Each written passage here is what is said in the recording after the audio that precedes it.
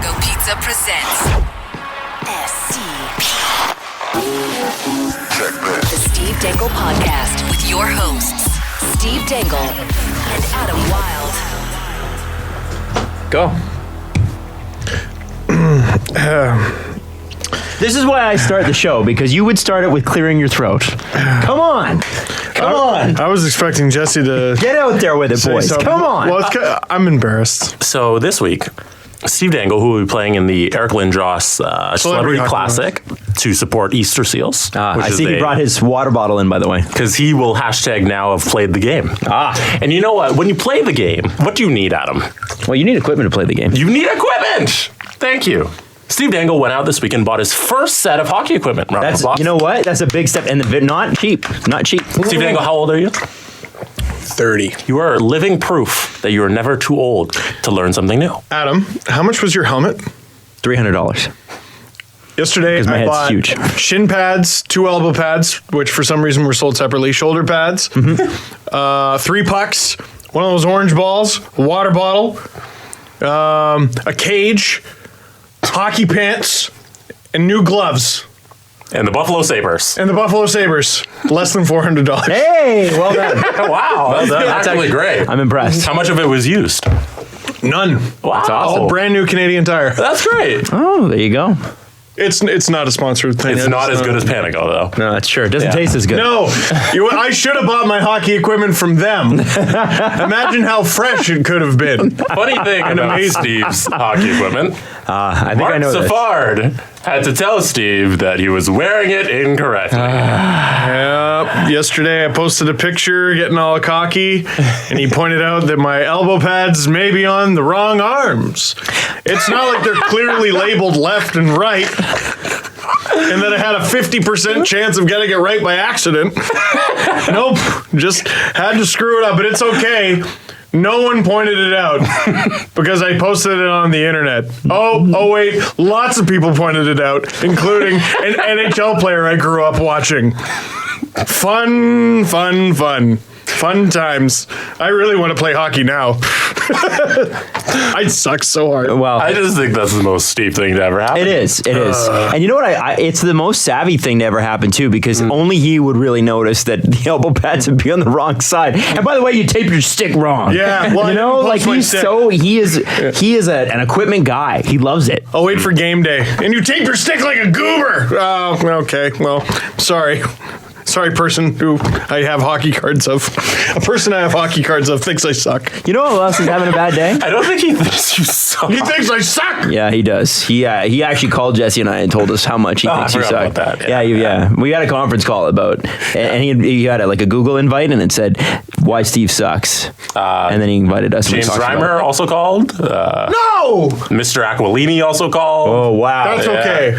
That means I'm good. I feel like a confidence boost. Cody Cece called from the IR. Oh my God. Yo, the Sens, and there was another team too, Oh, we'll get to it. Oh, yeah, there. have 7 people on the IR. Anyway, yes. You know who else is having a bad day on the internet? Who? Jim Matheson. Oh, Jim Matheson. I think NHL he's- by Matty. I don't know, Adam, you ever seen a pig in shit? They seem perfectly content. This is his thing. What? Every couple weeks, he's like, Toronto thing. And we all go, what? And we fight. And he just reels him in. He does what Walker tries to do from the Vancouver angle, but from the Edmonton angle, and he means it. Yeah, I think he does mean it. Like Walker, I'm like Walker's just trying to piss some people off, which I respect that. But like with Matheson, you I'm don't like the pig and shit analogy. You never get the pig and shit impression with Andrew Walker. I think that's just a little old. So here's the NHL PR Here's account. the By the way, current reference. who follows the PR_NHL account? I do. Do you? Yeah. Yeah, but you have to. No, but it's valuable info, you guys. Is it? I am sitting on the news.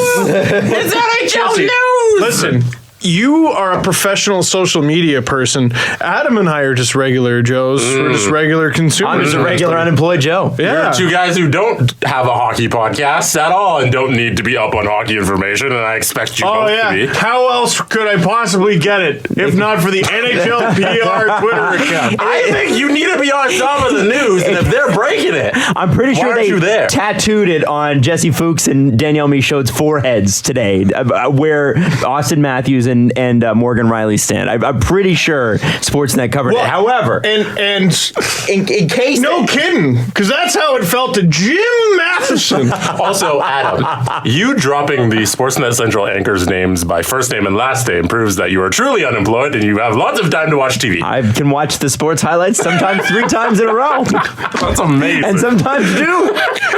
Do you ever sit there and go, oh, they're starting over? No. I've reached the loop. Why would that be an uh-oh? I'd be like, Oh, I've seen all of this already. there used to be a time when I would watch the highlights and I would like have to pee or something, and then like I'd wait and have to watch, and if I peed and I missed it, then I'd be like, okay, what time is it? All right, I'm gonna go back. I know they do the Leafs highlights at say 7 past or whatever, and I'll come back next hour. I too was 13 once. But now you can rewind anything, but I'll still watch on the loop because like really at 10 o'clock in the morning there's nothing else on. Yeah. And you might say, Adam, why don't you get out and do something productive? To which I say, no. Do you just say at 10 in the morning there's nothing else on? What else is on? Your mom's show. No, she's on at 11, isn't she? I'm pretty sure she's on at 10. Isn't she? You asked the question. Well, I don't think that show's meant for me. It is. There's all kinds of prizes. You should go. You got nothing to do. You should just go in the audience one day. You should apply for tickets normally, not even ask her, and just go. Just don't say anything. So in response to the Jim Matheson... Hold on. What's the wacky game show with Wayne Brady, I think? Oh, it's on City. It used to be on after us on breakfast television. The jag of game shows where you're like, who the hell watches that? But And it's they been all on dress forever. up in costumes. Yes. Wayne Brady game not show. Let's Make a Deal. Let's make a deal. Is it Let's Make a Deal? Yeah. Why aren't you watching Let's Make a Deal? That's all I wanted Do you to ever say. watch that show and wonder if Wayne Brady hurts inside doing that? Like I think he hurts so financially good. He's laughing at the bank, you're Yeah. right. But he's so talented. And he must be thinking like, whose line is it anyway? Classic show. Somehow gets canceled. Now I'm doing Let's Make a Deal with someone with a snake balloon on her head. He probably makes Why? minimum 7 digits to do it. Yeah. He looks the same as he did 20 years Seriously. ago. Wayne Brady Oh my has an God. amazing life. Like when we watched, He's doing when we went to your okay. house and watched the Wayne Brady sketch with Dave Chappelle. Together forever. Be in my heart. And he looks exactly the same now. Yeah. That was what, 20 years ago? It was like 2003. Oh, God, yeah. That's crazy. And he looks the same. So Jim Matheson, in response to PR_NHL, if you don't already follow them, Jim tweet. Matheson, who writes for... Edmonton Journal. He writes for Edmonton, Okay. He's the covered. city. His bio is have covered. By the way, can you start a sentence with have? Have covered Yeah. the Edmonton Yeah, Oilers since in a 1972. For character limit. Have covered. He's savvy. He's social can- media savvy. If you're doing it in a question, grammatically it makes sense. It's stuff Jesse What about understands. covering the Oilers since 72? I don't know. Anyway, at age 21, Austin Matthews is the youngest player ever to achieve this feat, besting the previous mark set by Wayne Gretzky at age 22. And that feat was being the 12th player in NHL history to record multiple points in each of his team's first 5 games. The last time it happened, Patrick Marleau was the one who did so alongside Joe Thornton. But Austin is the youngest player ever. Now, Wow. Incredible. Man, considering the 80s existed, like that's pretty cool. incredible. That's pretty cool. Now, Jim Matheson tweets. Wow, that's pretty cool. So saith us biased Toronto folk. But what did totally level-headed, unbiased, bipartisan, whatever Jim Matheson say? Can we just put a halt on the hysteria surrounding Matthews and Riley here? Besting Gretzky and Orr feats because Morgan Riley also beat a Bobby Orr record, which was so I don't even know if you could call it a record. It's just like here's a 5-game stretch where Bobby Orr did really well and Morgan Riley did better. It's a very specific. Very specific. No, it's most points by a defenseman in the first 5 games of a season. Like who's tracking that? But The NHLPR Twitter account. Sure. Yeah, and the record goes Morgan Riley, then Bobby Orr, Paul Coffey, Borja Salming. Like, it's a great list. I think it's worth noting. That's a pretty good list. But not good enough for Jim Matheson. Can we just? Can we just? He gave us a can we just. Can we just? But, Well, then I didn't even finish the tweet. Yeah, great. I want to hear the rest of it. Can we just put, I bet you do, a halt on the hysteria surrounding Matthews and Riley here, besting Gretzky and Orr feats. We've played 2 weeks of the schedule, folks. If Matthews gets 216 points in a season, call me. If Riley gets 47 goals in a season, call me. Well, Jim, put that ringer on because we're going to be calling you by February at this rate. Austin Matthews is never going to slow down. Ever. The stats community confirms it, Jim. Adam, can you start that tweet again? Can we just? Can we just? Oh, put a halt on the hysteria surrounding We're Matthews and all Riley. hysterical over Austin Matthews. We can't get enough of him. We can't get enough of him. Adam, I want you to do me a favor and say something for me, okay? Sure. Say Austin Matthews. Austin Matthews? Hysteria! Because we just can't get enough. He's incredible. 9 goals? Are you shitting me? For everyone listening, And 3 assists? That's crazy. Steve took off his shirt and then threw both shoes at Adam. His undershirt's a little small. It's It's a little. Yeah, I know. I know my white shirt's shrunk, and this is what I wear under my jersey for the LFRs that I just never changed after this morning. So Salt Bay entered the room. Yeah, seriously. You are so big. So true. He looks exactly like Sultan. Oh my Are you god. saying I fill out a white V-neck nicely? Thank you, Jesse. That's what I said. Thank you, Jesse. I think- That's the second nicest thing you could say to me other than Austin Matthews. I didn't want to throw it at you because you have a hot drink. It was, no, Jesse, I forgot to grab a third set of headphones, and we do need to check out sound. Okay. Now, Or you could just say Austin Matthews for the next hour and a half, and our Toronto listenership will be through the roof. so we just need one more set of headphones. In the other room. Are they in the other room? Yeah. Okay, so Jesse's gonna get the other set of headphones. Now, Yeah. Oh, right at the moment he opened the soundproof door, I went, yeah. Jim Matheson also wrote. Oh, there's more. Actually, he wrote this 9 hours ago. The other tweet was 3 hours ago. Typical Toronto bias that anybody would think Matthews is as good as McDavid. Did I miss the 2 scoring titles that Matthews has won? Well, Jim, you'll have to forgive us. We have sound too. Cool, thanks. You'll buddy. have to forgive us because we're just a little caught up in the hysteria of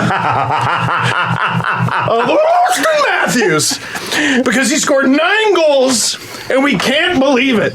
People are getting out of their cars in the middle of the streets and running around butt naked, bathing in the water from fire hydrants that they ran over because they can't come to grips with the reality that they're living in. I'm going to stop shouting.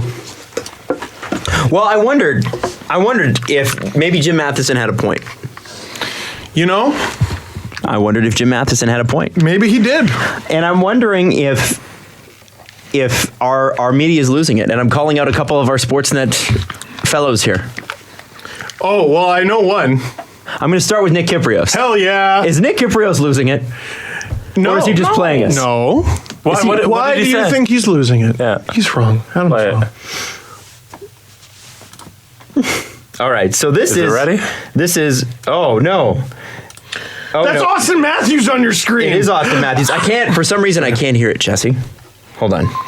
Good to go. So first off, I'm not really sure why Jim Matheson tweeted that other thing because I'm not sure that anybody in Toronto is arguing that Matthews is better than McDavid. I think there was brief conversation. I don't remember who started writing it. Was it Bruce Arthur? I don't remember. way. But it was basically, is Matthews entering the conversation of best player in the world? Which, a conversation Is a lot different than he's better than. involves more than one player. Yeah, And you in can put McKinnon and Crosby and McDavid in there too, and maybe Hall. I mean, he's the reigning MVP. You know, there's a conversation of players, maybe like a dozen or so. And McDavid is at the top of the dozen. And McDavid is still the best because the conversation always comes back to, yes, but are they better than McDavid? Which, by the way, the answer is always no. So it was Bruce Arthur, and it was in the Toronto Star, and the title was Austin Matthews has forced himself into the greatest player in the world conversation. And he's not wrong. Yeah, everyone's had that debate. That's fine. On Thursday, we did it on Tim and Sid.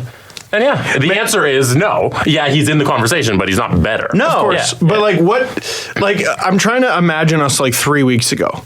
Like, is Austin Matthews better than McDavid? We'd all be like, no. Even now. What would he have to do in his first 5 games? He'd be like, score like at least 9 goals. And then he did. And we're like, well, now we got to have the conversation. If he gets 2 more, he beats the Gretzky record for fastest to 10 or something, or fastest to 11 or something like that. Wow. That's Which, by the way, bananas. fastest to 11. what a weird stat. I know. Again, That's very we're baseball. cherry-picking numbers. Okay, now... Most 3 and 2 count strikeouts with a curveball. That would be a baseball stat. Set by Puxatawny Phil back in 1937. So Jim Matheson might have a point, and I think, except for that, I don't think that anybody in Toronto is actually arguing that Matthews is better than McDavid. Like, no one's making that argument. No one cares. Because what Matthews is on a better team than McDavid, and that's really what matters. Well, but I do feel like our good friend Nick Kypreos, friend of the show Nick Kypreos, could be losing his mind here. So for some reason, on the Fan, they brought up the possibility of Austin Matthews being offer sheeted by the Arizona Coyotes and then accepting it. Here we go. If he wants to be a Leaf, okay? And I will tell you, this time last year, Islander fans were saying the same thing about Tavares. If he wants to be an Islander, he can be an Islander. Well, guess what? He wanted to be a Leaf. And I'm not here to tell you that Matthews does or doesn't want to be one. But the Leafs were smart enough to play the hometown card. Come home. Come home. Okay? Remember your pajama picture? Come home.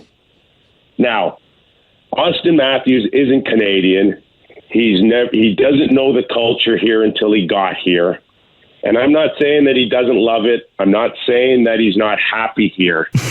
But he was born and raised in Arizona. I look at the Coyotes right now, and there's nobody that wants to get in bed with the owner as a partner. There's no one that wants to build a building with him. If he was able to get Austin Matthews and play the same card the Leafs played with Tavares and said, listen, come home. You were born and raised here. You grew up a Coyotes fan, a Shane Doan fan. Come here and build your legacy in your hometown here, in your home state. And you build let us listen. Austin Matthews saves franchises and he builds buildings. He is Crosby in Pittsburgh. Okay, yeah. He's Lindros when he showed up in Philly and gave them a brand new building. That's the type of guy he is. And he would be worth 20% of the cap moving forward to save that franchise. I'm not saying it's going to happen, and the probability isn't in favor of that happening, but it's out there. Yeah, it's not nothing. It's out there.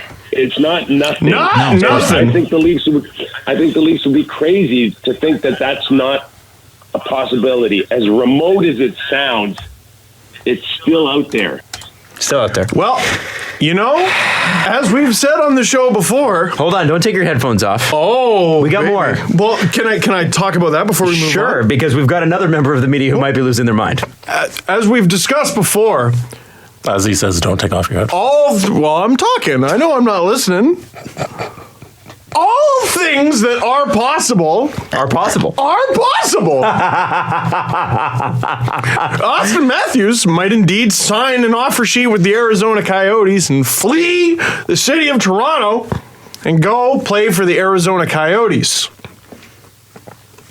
Scott Moore might walk through that door in the next 30 seconds kicking Ron and Don off the air and just being like, guess what, folks?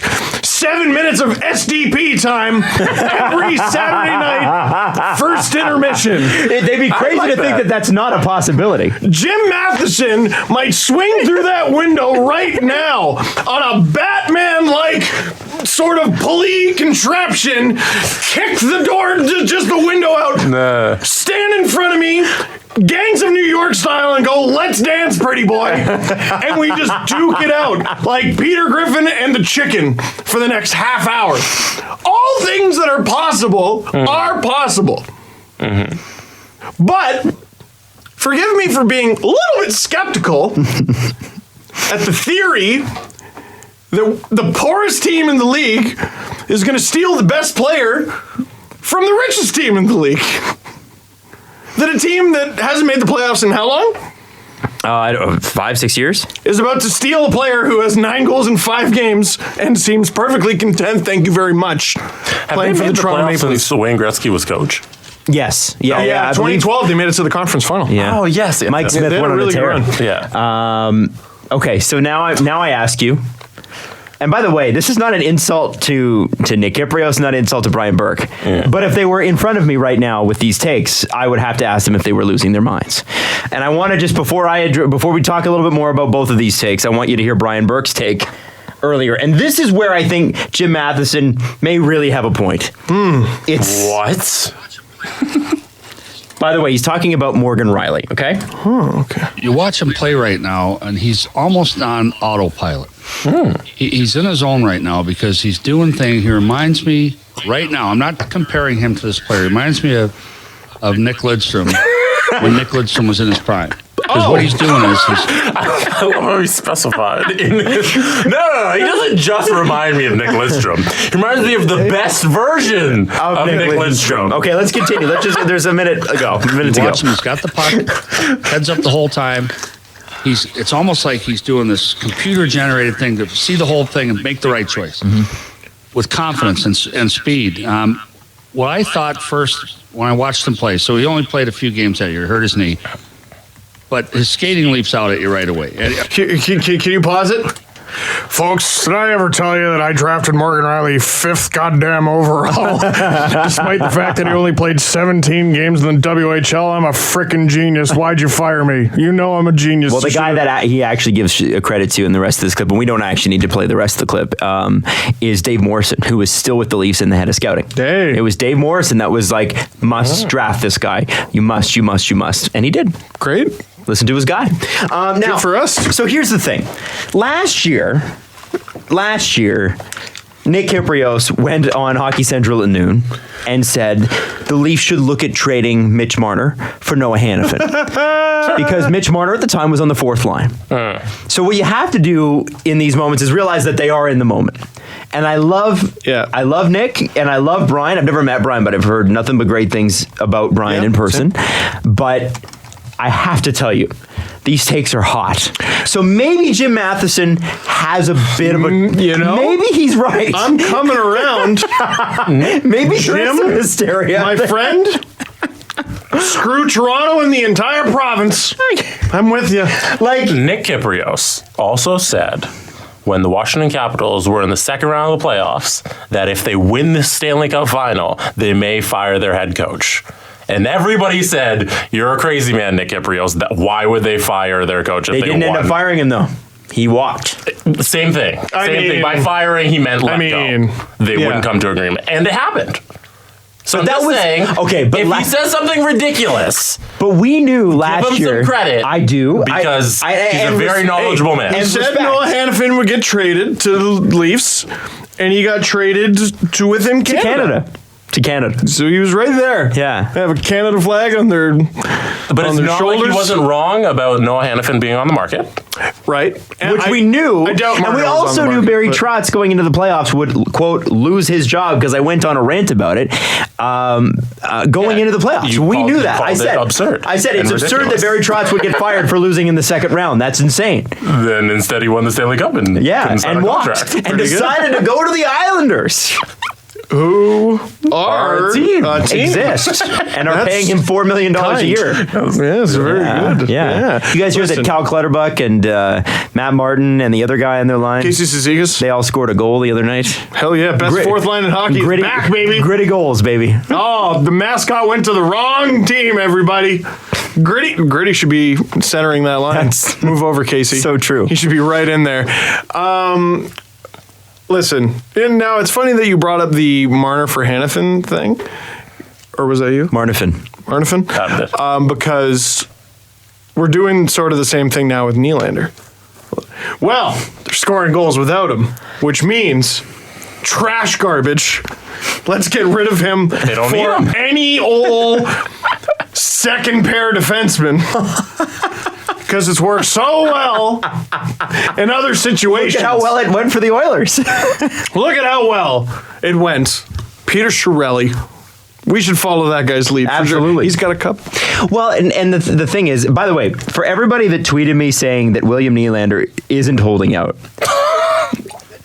because I said he was holding out, William Nylander is holding out. There is no discussion. He is holding out. Did you see the rosters for the first 5 games? Yeah, so where here's he wasn't there. The argument is that saying holdout makes William Nylander look like a bad person.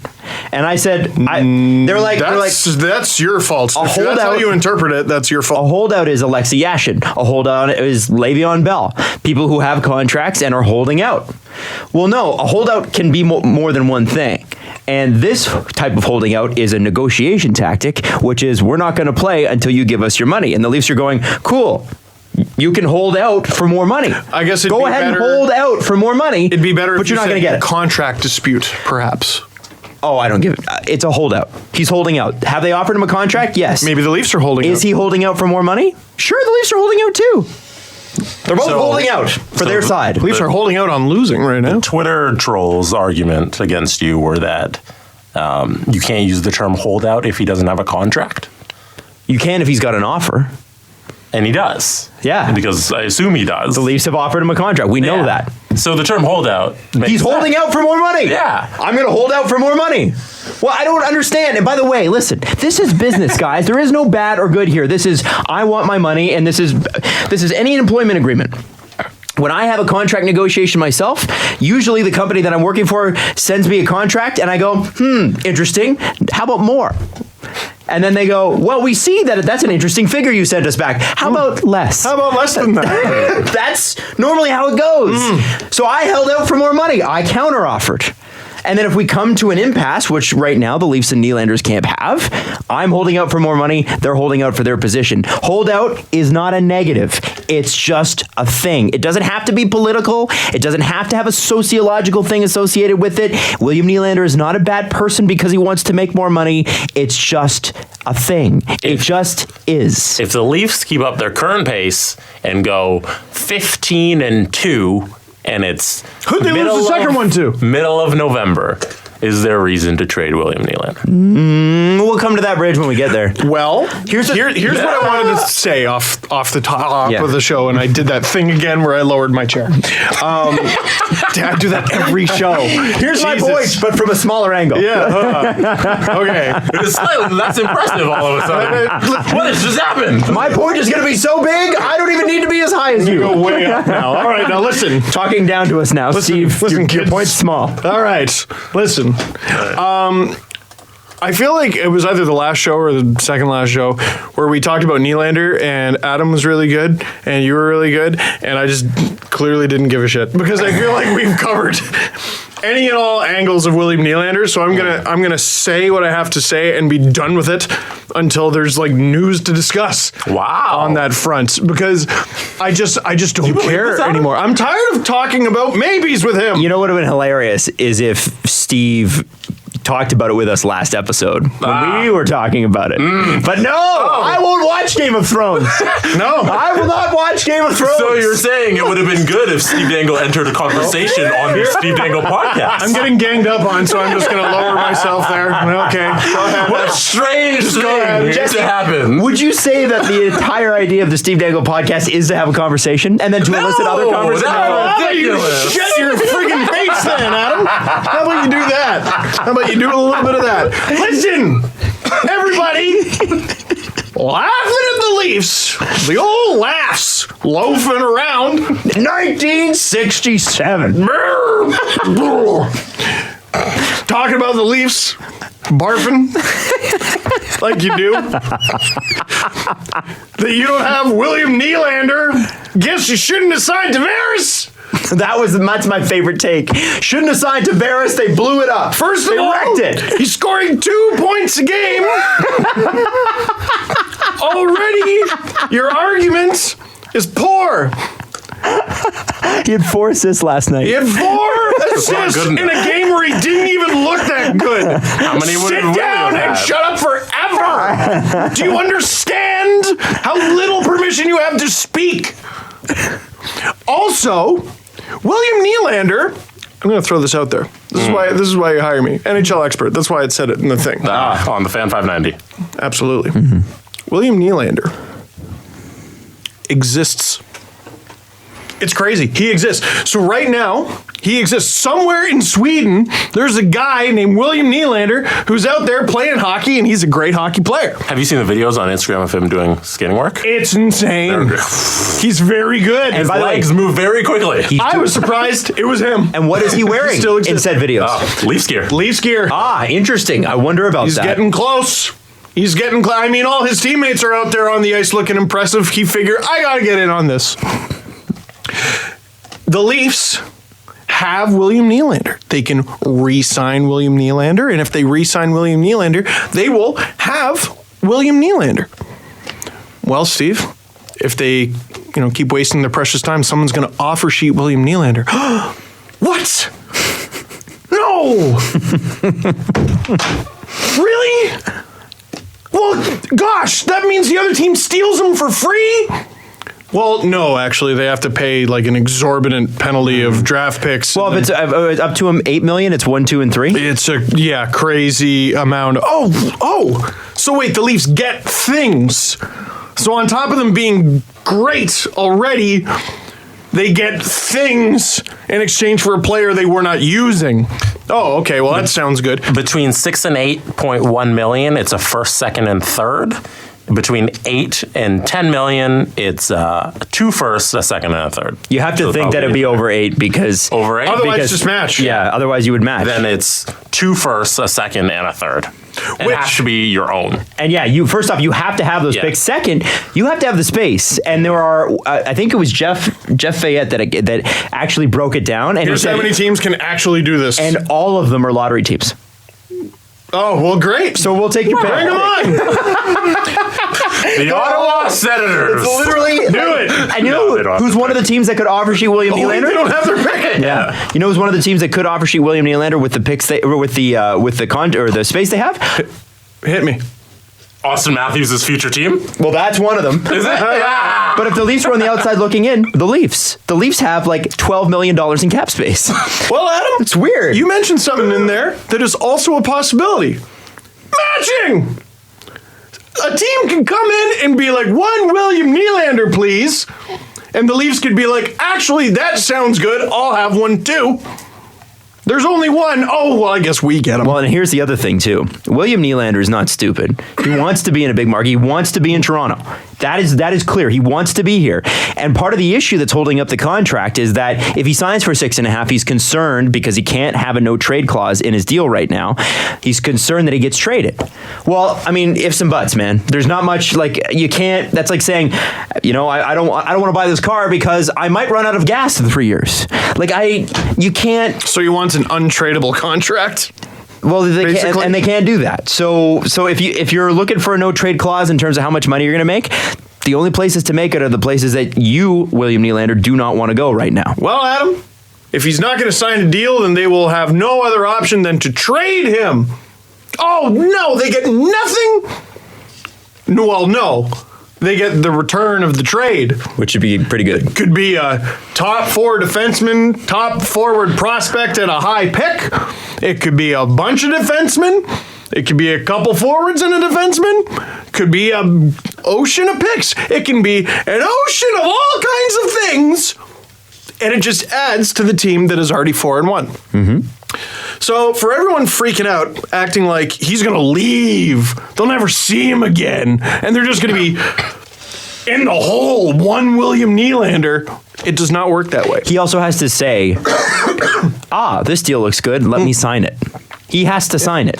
And like, remember, Shea Weber put pen to paper with the Flyers. Didn't someone come out and say that teams had made him an offer and he just didn't take it?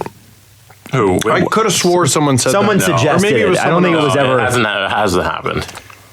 It's been suggested. Yeah. So, listen, everyone. The only way the Leafs take an L on this is, one, if they make a terrible trade. I mean, that's still an option. And two, if William Nylander just decides, not an NHL player anymore. I just choose never to play here again. And he would have to wait till 2023 to come back. Yeah, and that's really because the Leafs own his rights till then. I got to say about it. Like, I get that you're looking at this offense and going, well, do they really need William Nylander? And the answer is no, which is why it would be so dope to add him to it. I have to tell you, though, the bottom six has looked kind of dry. So I kind of feel like having him and then being able to take a guy like Kapanen and put him with Kadri. Man, Marleau, Matthews, Nylander, Hyman, Tavares, Marner, Kapanen. I'm going to go with Janssen, Kadri, Kapanen. Yeah. Would be disgusting. And then whoever. Ennis, Lindholm, Brown. It's great. Stupid. You have two former 20-goal scorers on your fourth line. Yeah. It's all right. It's all right. It's all right. And a future one in Per Lindholm. I've actually really liked him. I have too. Like, why not? I think the NHL is a style league. We always talk about, like, you know, the teams you can't identify what they do as being weaker teams. No one's confused about what the Leafs do. They score goals. Mm-hmm. Nylander scores goals. What's interesting too about the Leafs is it's been those top four guys. It's Marner, Matthews, Tavares, Riley that have really, carried the Leafs through the first part of the season. And that's what your stars are supposed to do. They are supposed to carry you. But then outside of that's been literally no one. It's been literally no one. And that can be a problem over a long stretch because eventually your 50% shooting percentage regresses. Yeah. Now, one guy we need to talk about is Jake Gardner. I've been quiet on Jake Gardner this season, personally. But every game I see him, every game, I'm blown away by how not Jake Gardner he's looked. Mediocre. That's Jake Gardner's stat. The three of us have as many shots on goal as Jake Gardner. Meaning he has 0 shots on goal through 5 games. You would never know it's a contract year. Isn't that crazy? It's a contract year. I saw his. Now this could all change. 5 games from now, we could have a completely different conversation about Jake Gardner because that's the thing with Jake. He wakes up and then he's scary. But when we talk about him in these moments, this is where the analytics. Jake Gardner is one of those polarizing guys, right? You got the analytics community, you got the eye test community. And the eye test community goes, yeah, but what about these 5-game stretches? And the analytics community goes, yeah, but what about all these stretches that even out the 5-game stretches? Yeah, what about these past 2 seasons where he's been totally absolutely incredible offensively? And in their own way, they're both sort of right. I'm going to give the hand to the analytics community there because long term, that's sort of what you're looking for. You're looking for a guy who most of the time is pretty damn good, and I would say that describes Jake Gardner. However, when he's bad, he's brutal. And he's been brutal. And I saw a stat today that said he apparently only has 5 giveaways this year, or 5 turnovers. Giveaways are the shittiest stat, by the way. I think it's even worse than plus minus. It's so bad. I saw one. I can't remember. It was like the Leafs crazy game where Montreal just like kicked their teeth in. Somehow the Leafs won, and the Leafs forwards combined for 3 giveaways. That Get can't be out right. of my face. That's not right. Giveaways, I agree with you that they're phony stats because they're an eye stat. They're like, okay, the guy in the arena who's in charge of that has to judge that stat. They're not an actual, hey, he got an assist, he got a shot, he got a goal. It's, hey, this guy determined that, hey, this wasn't really a giveaway, I won't give him one there. It's the same thing with assists in basketball. Like you can have a phony assist in basketball where it's like a rebound happened and then you pass the ball and then 10 seconds later, the guy shoots the ball, but you didn't directly lead to the basket. If you have a giveaway, you could give up the puck and then it leads to a goal, but the guy could just be like, hey, that didn't directly lead to the goal, even though it was kind of your fault. Yeah. Tavares had an assist last night where he was the 4th last person to touch the puck. Yeah. He Yeah, threw it's it not- into the corner. Same thing. Nicholas Cronwall directed the puck towards Zach Hyman. Hyman passes it to Marner, and it's a goal. They gave him an assist. Tavares doesn't deserve an assist No. on that. A Red Wing was the third. What are you doing? Every time Berkshire tells me about like the crazy stuff that gets tracked, like 'cause he works for Sport Logic and they know everything. Oh, we track this, we track that, we track that. Oh, well, what about this? Yeah, we track that. My first question is always, well, who judges that? Who judges what this is or that is or that is? Whenever I see like a clean zone exit or clean zone entry, all that stuff, I'm like, well, who's the judge of that? What does clean mean? What if you got in clean and then tripped? Yeah, which Like, what happens. if Yeah, but at least you got in. That the idea is that you got in. face-off wins? No one gets a half face-off win, do they? And by the way, how do you judge face-off wins? Is it possession? Well, Or is okay, it the first one? Because if the two sometimes during centermen lock up and the winger comes in and gets it, the centerman wins that face-off. Yeah. Which is dumb. Like, you know what I mean? like, okay, and then there's this other one where some centermen will win a face-off just by shoveling the puck forward. In fact, Mario Lemieux once scored a goal from the face-off dot doing just that. Does that count as a loss if you don't immediately pick up possession? Because you're giving if you pass it forward, you're giving the possession to the other team. Right, but you directed you it. won the face-off if it ends up on your That's stick. yeah. See, this is what I don't understand. So, in my point in bringing up the Jake anyways, Gardner he giveaway Only stat, has 3 giveaways? We went down a five. rabbit Yeah, hole. we did, and that's fine. Is that no, he doesn't. He's got way more. And Well, and also- I've seen him give up more than that. And They give giveaways so rarely, though, that 5 through 5 games makes me go, whoa. It's do they? actually kind of a lot. Well, the fact that they only gave the Leafs 3 that one game, I'm like, what are you talking about? So That's thi- a lie. So my point in this is through the first 5 games, Jake Gardner has not been good enough. And he's got to turn it around. Yeah. It's got to change. And That goes for a few guys, And man. I have to say, I think Travis Dermott's been awesome, but he's getting limited time. I don't know what Babcock had against him. He was the last guy back on 2 of the goals. And I don't know. What does it say in the coach's handbook how to play a 4-on-1? Because I watched what he did and I'm like, he looked bad, but I don't know how he could have looked good. Other than maybe, I don't know, got on his knees and went in the butterfly himself in the net. But I don't know what he could have done. Yep. Nikita Zaitsev, while apparently his possession numbers haven't been great, neither have Jake Gardner's. Neither of Austin Matthews. No, he's got bad possession numbers, doesn't he? It's Yeah. weird. And who gives a shit? Yeah, I was about to say it doesn't really matter when the puck's on your stick for 8 seconds and you shoot it and you score. So this is my question. From what I am seeing, Jake Gardner's underperforming. Nikita Zaitsev is overperforming. Now, Jake Gardner can way overperform where he's at, and I expect Nikita Zaitsev to be about where he is. He's mobile enough. He makes passes enough. Is he ever going to be worth his contract? No. So if we Well, maybe. maybe $4 million. it's not that bad. $4 million in a couple of years is going to be pretty par for the course, especially for the role that they make him play. I just want Zaitsev so badly to turn into the player that Babcock thinks he is. Plays him like He plays him like, Yeah. man, he played over 24 minutes against Detroit. That's so dumb. It's so unnecessary. I want to have someone believe in me the way Mike Babcock believes in Ron Hainsey. Man, hey, that's 2 goal scorer Ron Hainsey to you. That was the most ridiculous. I've never, ever, ever in my life seen an empty net goal like that. Okay, oh my God, what was his name? Mickey Redmond, I think, was the color commentator for the Detroit broadcast. You gotta watch the highlight pack that Sportsnet made. It's on Sportsnet's YouTube channel. They use the Detroit feed. What does he say? It's so funny. Every Leafs goal, oh my God. Are you kidding? Oh my God. When the Hainsey one goes in, the indignation. How dare that puck roll into that net like it owns the place. Oh, it's so funny. It's like, because he just can't believe it. And poor Mickey, he's going to have a rough season. Yeah. Detroit's going to have a lot of games like they did against the Leafs. I paid Detroit what I thought was a compliment, although it doesn't come out that way. They remind me a little bit of the Leafs the year they finished last, where they had structure, they played so hard, they were watchable every night, Can't score though. got decent goaltending, and just they didn't have the skill to finish. Yep. They hit 2 posts in 2 seconds. Yeah. Yeah, like that Nick Jensen post, the second one, I'm like, oh, that's it. And it didn't go in. I was like, get out. I thought it was in. Yeah, me too. I didn't understand why the play was still going. When you're hot, you're hot, like, man. that's a goal.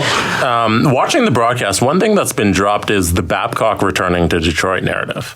Like, What? it's not something Who people... said this? No, it's not something people focus on, like him going back to Detroit and facing his old team. like, stop. Yeah, like, not the line. No, it's just that nobody really talks about that anymore. I think it's good. Yeah. in respects, because It's that time was for a that huge to be thing. done. Like that whole year, a couple of years ago, and like last year was kind of a thing. It was like, oh, he's coming back to Detroit, but like now nobody really talks about it. The Kessel angle sort of went away in Toronto. I was actually going to bring that up later in the show. It's funny. We kept going, when are they going to stop talking about it? Yeah. And then when we stopped asking that question, they did. Yeah. The like he scored the hat trick last night, and it's no longer on the thing. Formerly, Phil Kessel got Phil Kessel got 92 points last year, and nobody in Toronto was upset about it. Nope.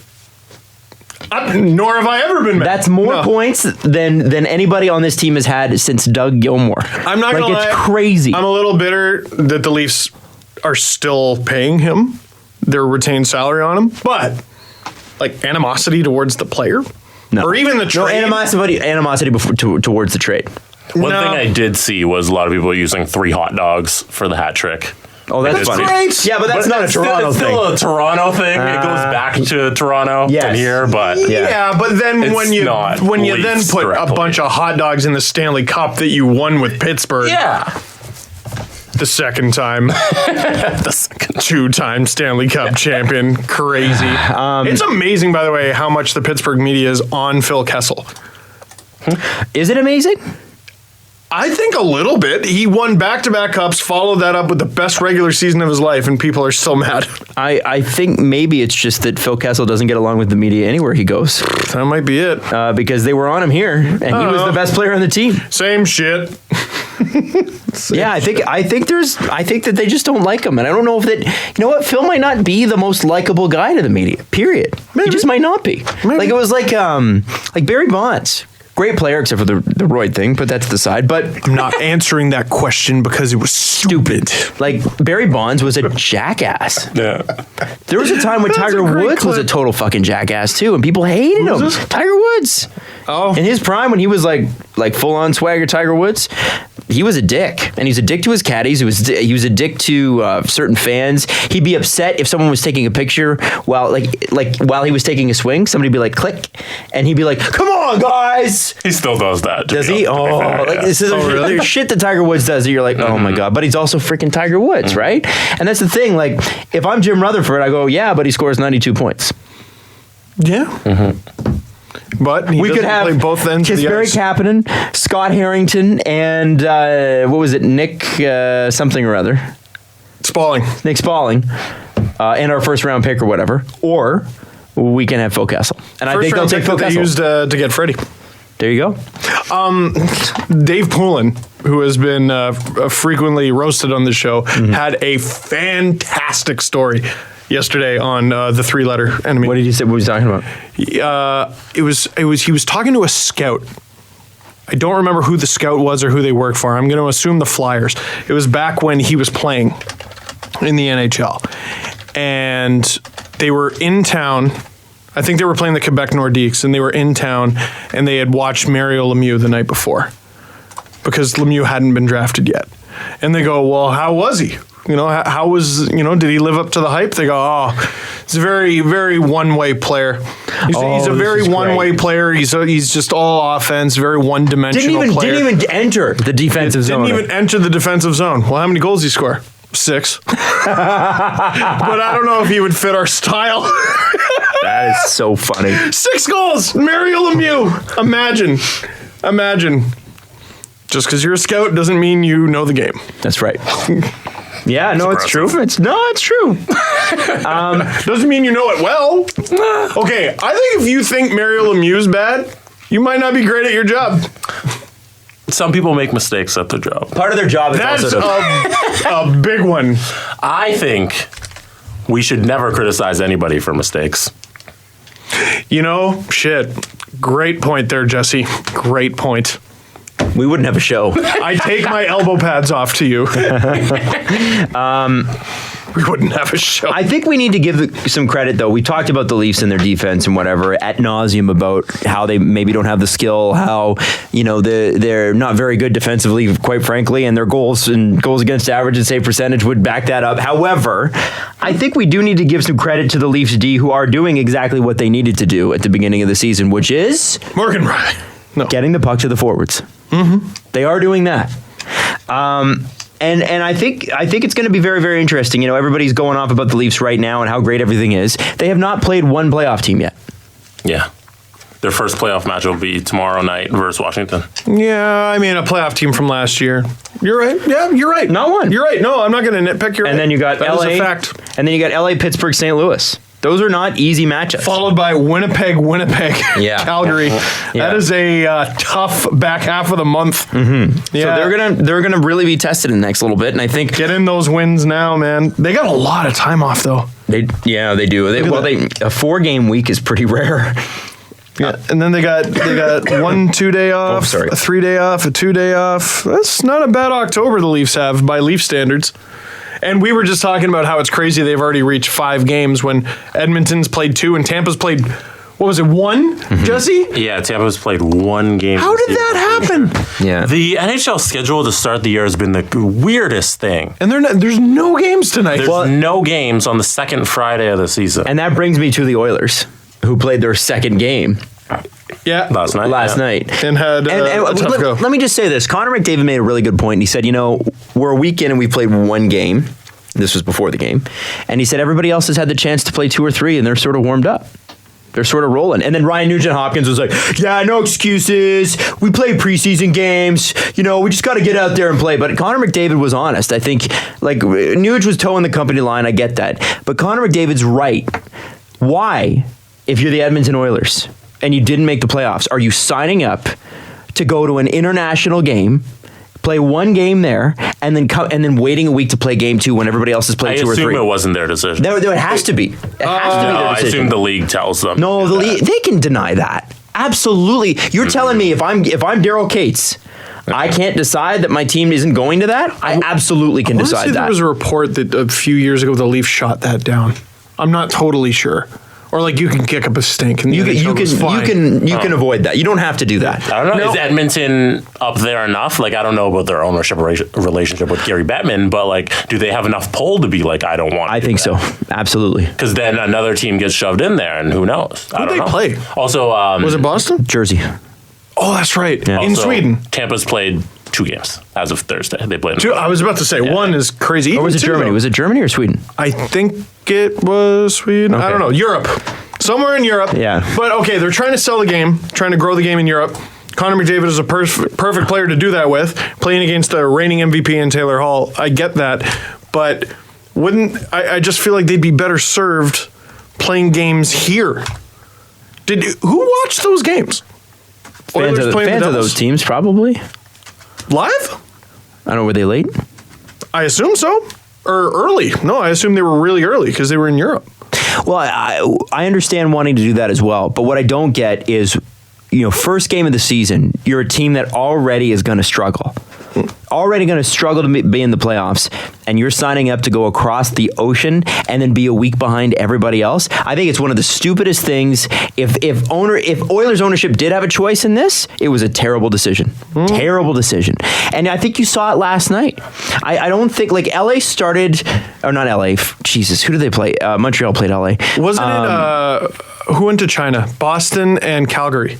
Yeah, so it was Boston. And Boston got killed in their first game. So they played Boston. And Calgary didn't do so hot in their first 2. And Boston is so they take a week off, and your first opponent back is Boston with that steamroller for first line? Fun. Great. Thank you for that. Oh, yeah, and then Boston, they have a chance to get it back. Well, and here, let me show you what the Oilers' schedule looks like now. And Mark Spector, you can laugh at this. He said Oilers are already facing must-win games after 2 losses in the opening. And here's why. He's right. Okay. He's absolutely right. Well, dude, you start your season off bad, it could set the tone for your entire season. So they got the Rangers. Look at the Coyotes. No team is so bad they lose their first 20 games. Yeah. Yeah. Come on. It just got in their head. When you're done that, I want to give you some context on the trip to Scandinavia. The Rangers on Saturday, who are marginal, but so are the Oilers. Fringe playoff team on the outside. Then you got Winnipeg, Boston, Nashville, Pittsburgh, Washington, Nashville, Chicago, Minnesota. That is nasty. That's 6 games in a row of the best teams in the NHL. That's a horrible, horrible start. 2, 3, 4 of those teams made the conference final, and the other team made the second round. But none of that is their fault. That's a schedule maker. If I am the guy, if I am sending my team to Sweden and putting them a week behind in terms of scheduling, I'm telling them, you better give me an easy month. And that is bull. I don't think you can ask for. I think the schedule, first of all, is made by a computer, and then they switch out teams wherever, like on big days, like around Christmas and New Year's and that sort of thing.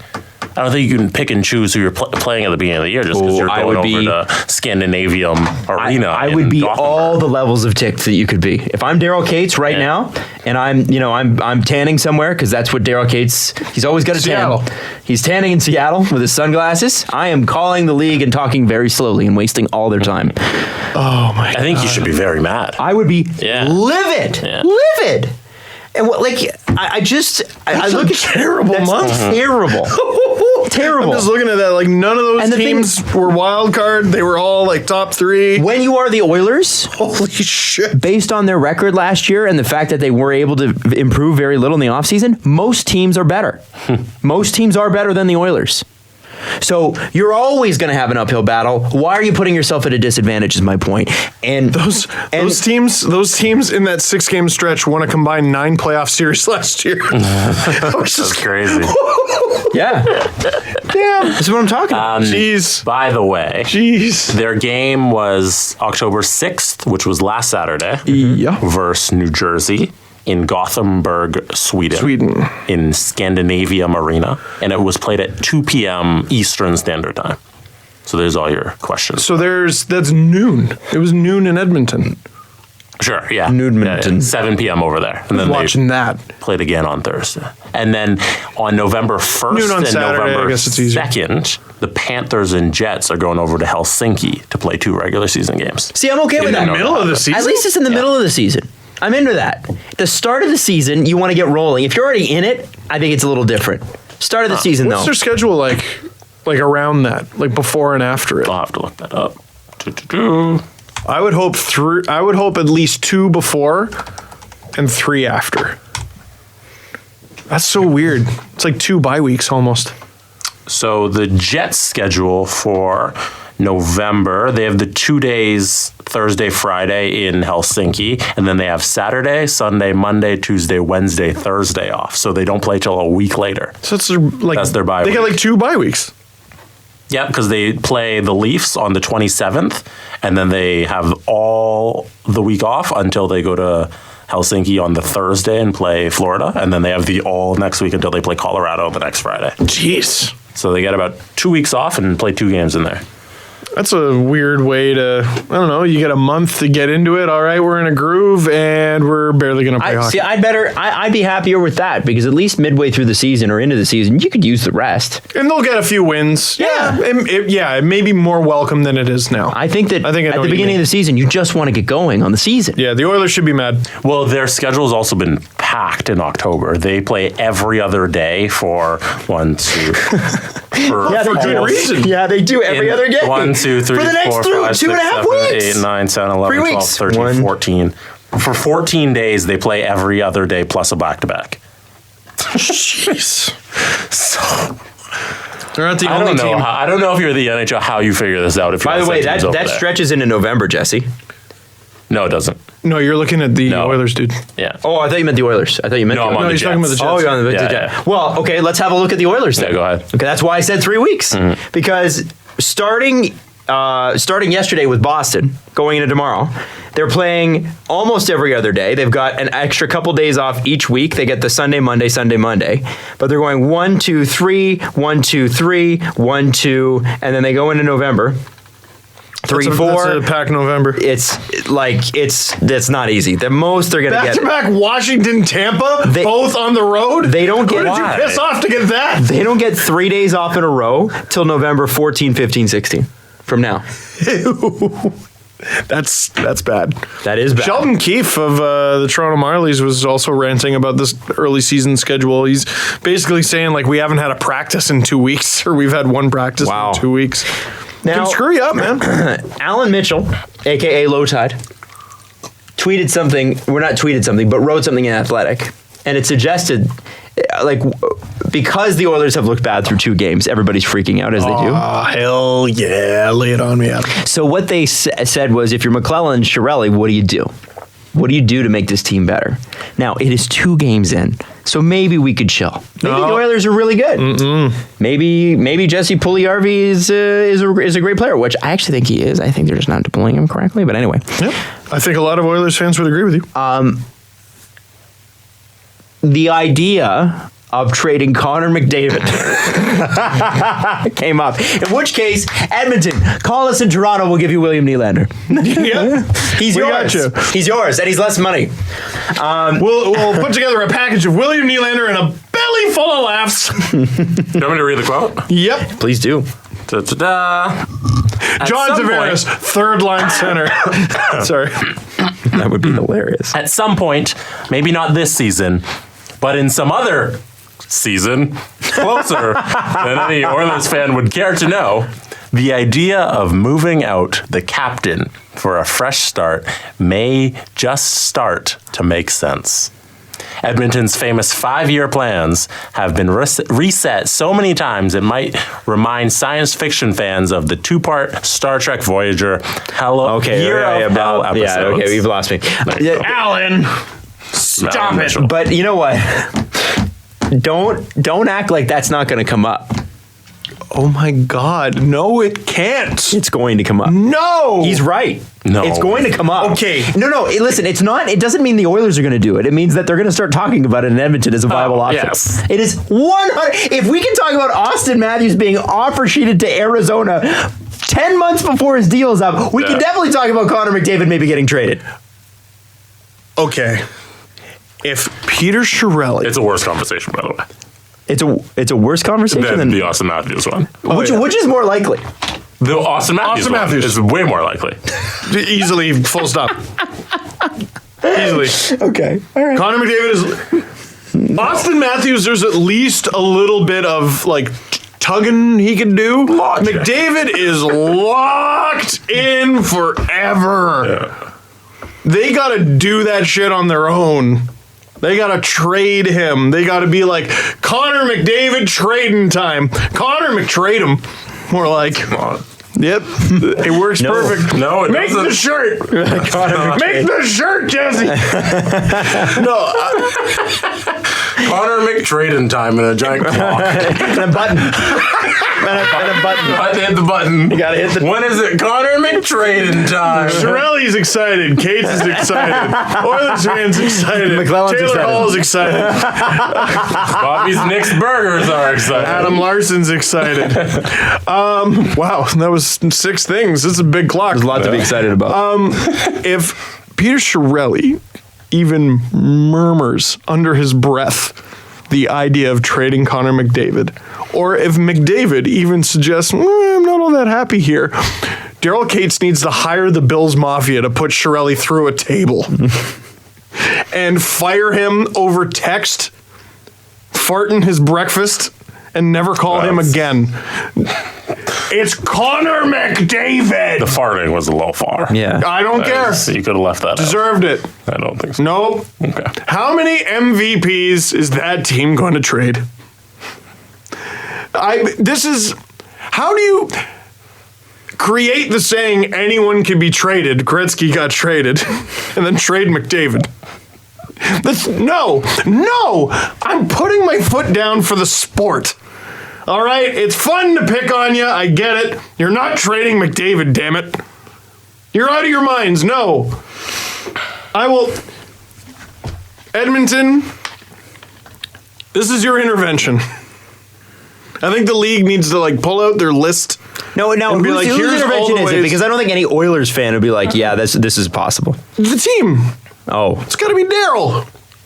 Yeah, but it's not happening. This is Alan Mitchell's intervention. Yeah, you're right. No, you're right. You're right. I got caught up in the Connor McDavid hysteria. I just went crazy. Connor McDavid. Because he brought it up. I'm glad you still have your shoes on. This coffee's powerful stuff today. The coffee is good. Good today. You're right. It was just Low Tide bringing it up. Yeah. And I'm not going to yell at Low Tide because he's a friend of mine. Well, you don't have to yell at him. You can disagree with him, though. Okay. We like Nick Kiprios and Brian Burke. We disagree with them strongly. Fine. Low Tide, I disagree with trading the league's best player. I'm sure he would, too. And he didn't say trade him now. No, Do you hear how I called him the league's best player? He said in a few years, it could be something that we Star Wars Voyager. That's what he said. Yep. In a few years, McDavid could be like, beam me up, Scotty. That's because that's, Star Wars, right? Star When Trek. Queen Amidala was like, beam me up, Scotty. To boldly go where no man has Jar Jar Binks. Don't Isn't that how it goes? Beam me up, Dubis? Oh. Obviously. High five. That works. That was comedically funny. Yeah. We should end the show. No, we shouldn't. We got lots to go. What's your problem?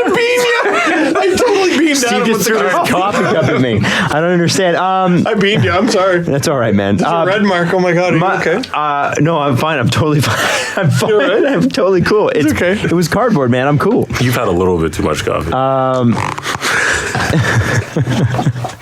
Montreal has this big 25-year Stanley Cup celebration. Mm-hmm. By the way, yeah, it's been 50 years since the Leafs won a cup, but it has been 25 since Montreal's won a cup.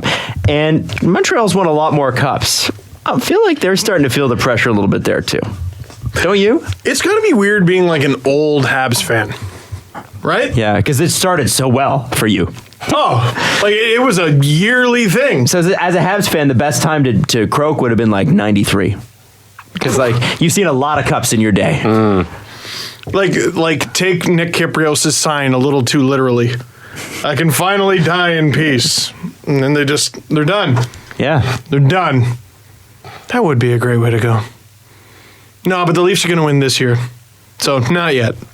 Not yet. Not for me.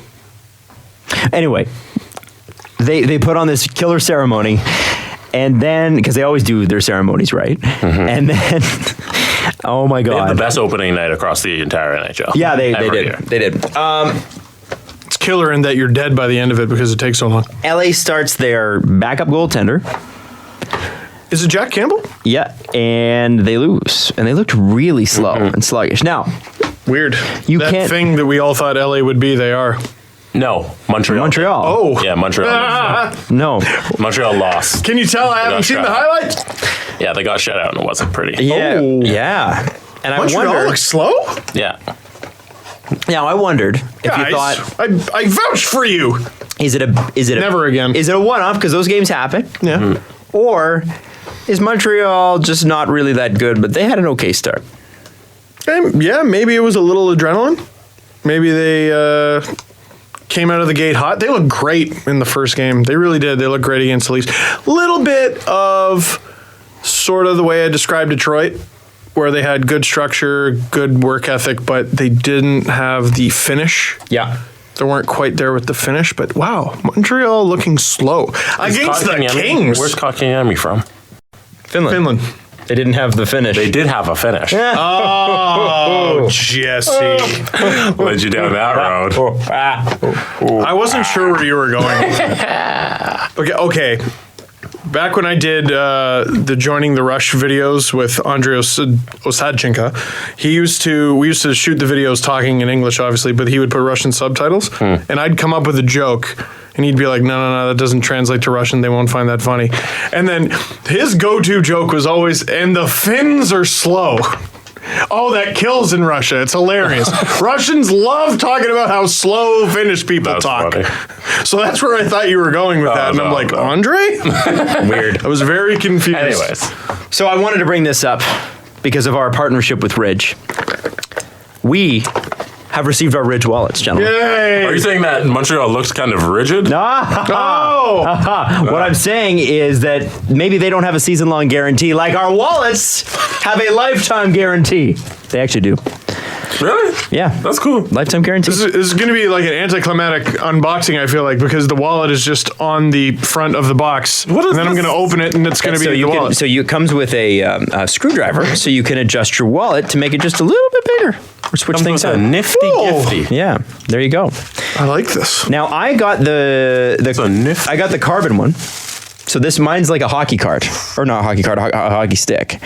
And the great thing about this partnership with Ridge Wallet is that it benefits you because we want to hook you up with 10% off yours. Oh, So yeah. if you go to Ridge Someone's Wallet, like, do we have a promo code? And we're like, no.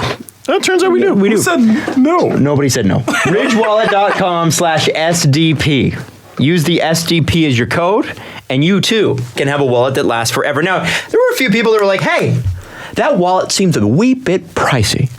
Here's the thing. You replace a wallet, every couple years? Yeah. Yeah. What do they cost? Every $5 for 30, me. 40 bucks? Yeah, something like that. Yeah. So let's say over the flimsy course and of 10 years, you replace your wallet 3 times. How about you do it once? How about your wallet's not indestructible like this? Exactly. And the best part about this is they're supposed to be, in the front of your pocket rather than your back. You carry less stuff, and you're more efficient in general. So go to ridgewallet.com and use the code SDP or ridgewallet.com/SDP to get your 10% off your Ridge wallet. Also a great stocking stuffer. Just throwing that out there. Here, listen to this in the microphone. Christmas. That's me How hitting the dare wallet you. off. Why Adam's not? head. Why not Christmas? It is not even Halloween. Great Halloween gift. Great American Thanksgiving gift. It's okay. It's too early to talk about Christmas when Costco has their Christmas stuff out. I saw they Canadian have Tire it. had their Christmas stuff out too No, with their Halloween. no, Canadian Tire is supposed to be one of the good ones. No, they bring their Costco's Halloween. unreasonable. They bring their Halloween and their Christmas stuff out at the same time. Smart. because we're done with Thanksgiving already. Yep, we are. Get with it, America. Yeah, America. They have free worldwide shipping on orders over $40. Mm-hmm. Hey, That's cool. here's an idea. This Halloween, give out Ridge wallets. Imagine. There's nothing kids want more than an indestructible wallet.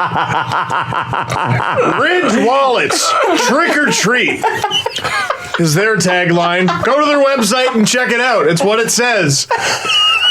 Trick or treat, Ridge wallets. Only carry the candy you need with Ridge Wallet. Trick or treat. The kids, they're all about Shawn Mendes, No, K-pop, BTS. yep, BTS. Thank you. and Ridge wallets. Hey, you want chocolate or chips or a Ridge wallet? I know my answer. It's true. Get 10% off ridgewallet.com, STP. Moving on. There's so much. There's just so much, guys. So much. So What's much. next? Brandon Saad. You only bring this up because you're going to laugh. I'm not laughing at Brandon Saad. But this was tweeted to me like a few times. Brandon Saad is now on the 4th line Why? because Brandon Saad is having a rough go in Chicago. Because Brandon Saad isn't And? the player that they were hoping he Oh, would. Adam. How did they get him, Adam? They traded Artemi Panarin, The worst trade since the 40s. who, by the way, scored, I think, twice last night and looked amazing doing it. Sod? Oh, no, Panarin. Yeah, that wouldn't make sense. Yeah, We're no, talking about how he's on yeah. the 4th line. No, but I thought he was going to be like, but then he was great. Oh. And you should have just stuck with your brand, Adam, and gone, Brandon Saad is bad at hockey. He's not, though. He's just not that role. I wasn't New going Adam after Twitter him. poll. Who's worse at hockey, Brandon Saad or Tom Wilson? Oh, man. I don't hate Brandon Saad. By the end of the month, who will have more points, Brandon Saad or Tom Wilson? It's just unfortunate that he was involved in that trade. It's not his fault. It's not his fault. They brought him in to play a role that he can't play. Not his fault. How long before everything comes crashing down in Anaheim? Oh. Because Getzlaf's out, Perry's a ghost of himself, Kessler can barely walk, and John Gibson is saving an obnoxious amount of high-danger scoring chances. So you've got... John Gibson is so much better than I thought he was. Oh, man. But where have we seen this before on a Randy Carlyle coached team? Can't imagine. How close is Randy Carlyle to getting Peter Holland as his number one center? Where's Jay McClement at these days? That's what I want to know. Where is Jay McClement Or at? Jared Smithson. He might have retired. Petey Hallman, by the way, is, I think, in the AHL. Who? Petey Hallman? Oh, is he? Yeah. Pete Doggy Dog? Pete Doggy Dog. Pistol. Pistol Pete. Mr. Pete. Let's look him up. Where is Pete Holland? Hopefully he played for the Ducks farm team so they can call him up.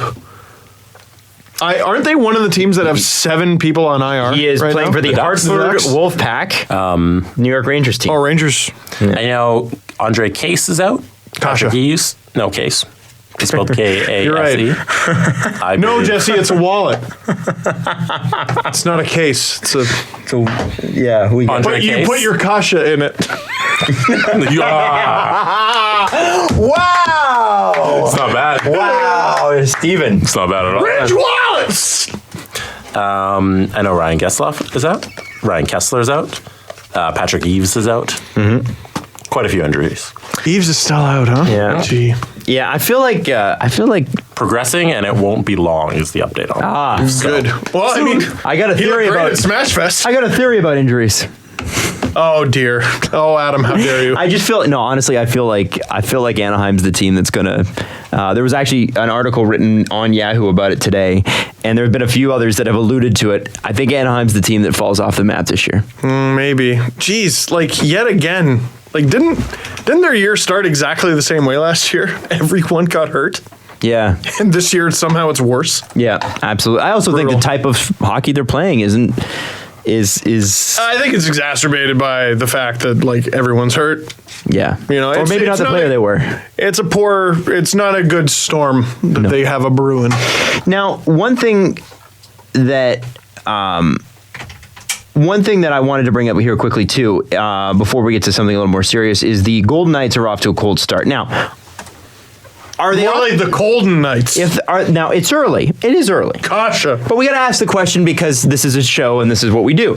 Are the Golden Knights starting how they should have started, or are the Golden Knights starting under what they should be? I am so hard on that train that they are what we thought they were a year ago, and it's over. Well, I think they look better than they did on paper, and they still don't look very good. No, they look terrible. I shouldn't say terrible. They just don't look like a playoff team at all. Okay, so what was last year? Was last year magic? It was magic, and it was great goaltending from nobodies for a large Like part of the a month. season. And then the Over a month. playoffs, it was Marc-Andre Fleury almost setting, for the first 3 rounds, he had the playoff record for save percentage. They should have got murdered by the Jets, and the Jets Yeah. lost in 5. Yep. 5. The Jets probably should have won the cup last year. Who is there? Man, Jets were the the best team in first the West. round, Yeah. didn't the Kings score like 5 goals? Yeah, total. No, but the Kings can't score either. Fair. But it's also the That's fair. playoffs, and they're a playoff team. Yeah, and yeah. And it's I mean, the like- Golden Knights, and they should have beat them. Like, Because everybody should have beat them over 82 games. Fleury had the best save percentage through 3 rounds, and I'm pretty sure the second place guy was Jonathan Quick. Who won the cup He that was year? incredible, and it just wasn't enough. But they were friggin' second place in the entire league in the regular season? I wonder if it was just magic.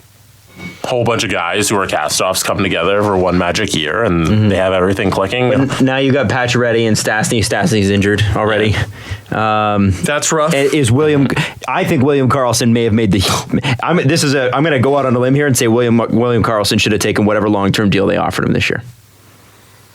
He signed for 1 year. I think it's 4.75. Maybe it wasn't offered. Yeah, maybe. Oh, I think he was offered a long-term deal, but I think it was at like $4 million. Do you think he's going to... Well, that's what I'm saying. Like, that's such a tough... If you're William Karlsson, like... God, that had to be such a tough decision. Like, I don't think in his mind at any point prior to last year he was like, I'm a 40-goal scorer in this league. Right. That's and what then he scored, and he's like, holy shit. But, like, how did that happen? He scored 9 goals in 15-16. Well, it's also how he was used. 6 goals in 16-17, and then 43 last year. He was a fourth liner until, I think. It's a little bit of usage. You but don't just get all of a sudden, you put you on the first line, you're a 40-goal scorer. That's not how that works. Hard time believing no matter what season he has this year, he's going to get more than he's currently making. So Dmitry Filipovich had a great tweet when the Golden Knights lost in the finals last year. Oh, yeah. Which was the Golden Knights died how they lived, on an insane PDA bender. Or not PDA. PDA bender. They were making out all over the ice. No, PDO bender. They're all making out.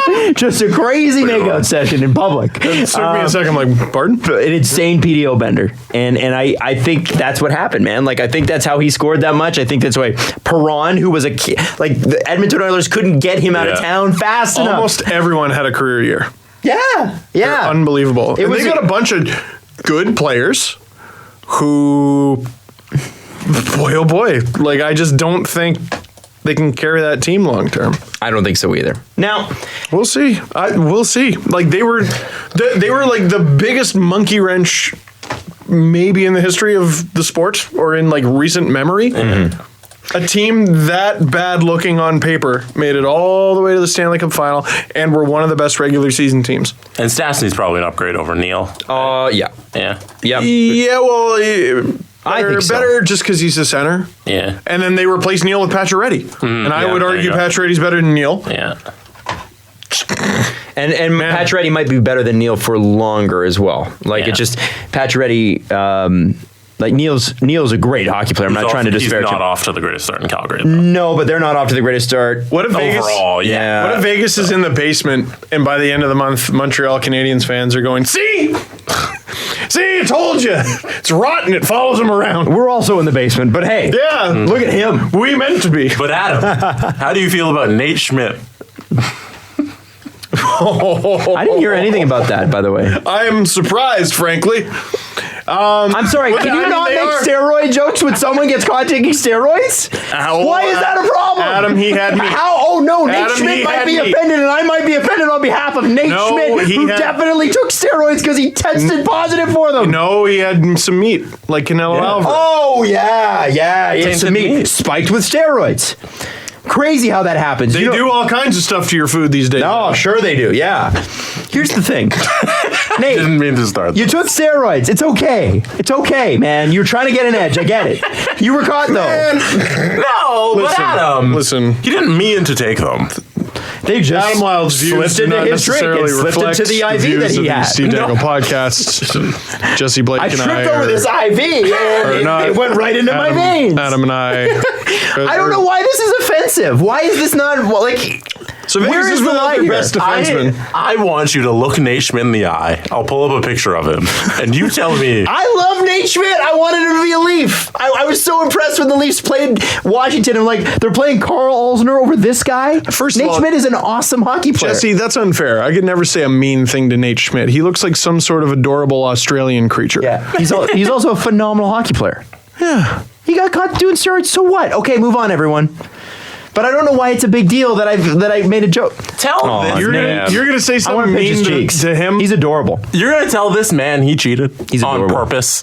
He cheated accidentally. Look at that. And if you don't believe that, then, sir, you're calling him a liar. You're right. You know what? Him and Maria Sharapova should get together and say.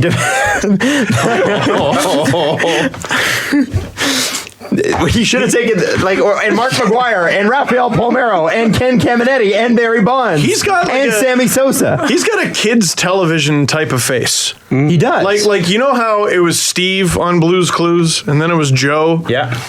Next, it should be Nate. You know what he didn't do is ruin a guy's life and then come out later and say, "Oh yeah, I did do steroids." Like Ryan Braun of the Milwaukee Brewers, who are still in the third playoffs tonight. Yeah, he's playing well. Yeah, he's playing well. But he did. See, the thing with Ryan Braun is you guys know sports things. We would have forgotten about it, except that he ruined a guy's life. Oh, he actually ruined a guy's reputation, Tell and me then all about it. Yeah, oh, it's a long. Is that story. what you want Nate Schmidt to do? No, Nate Schmidt's great. Come on, I would take him on the Leafs any day. I'm sure he's a good guy. You know what? Sometimes we all do something stupid. So what?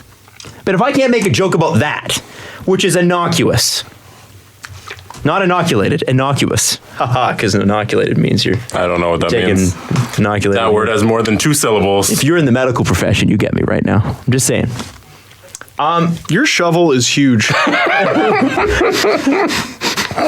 Well, I have to put my head in the hole, right? So I have to have a big shovel. You see, self-deprecating.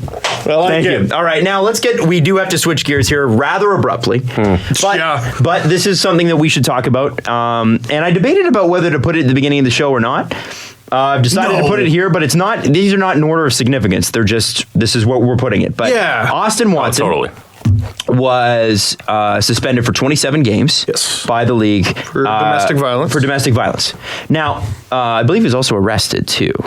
Oh yeah, yeah. So there was like a whole that was all part of it. Now, an arbitrator, because an independent arbitrator, which so if a player is suspended and they want to appeal, the NHLPA has to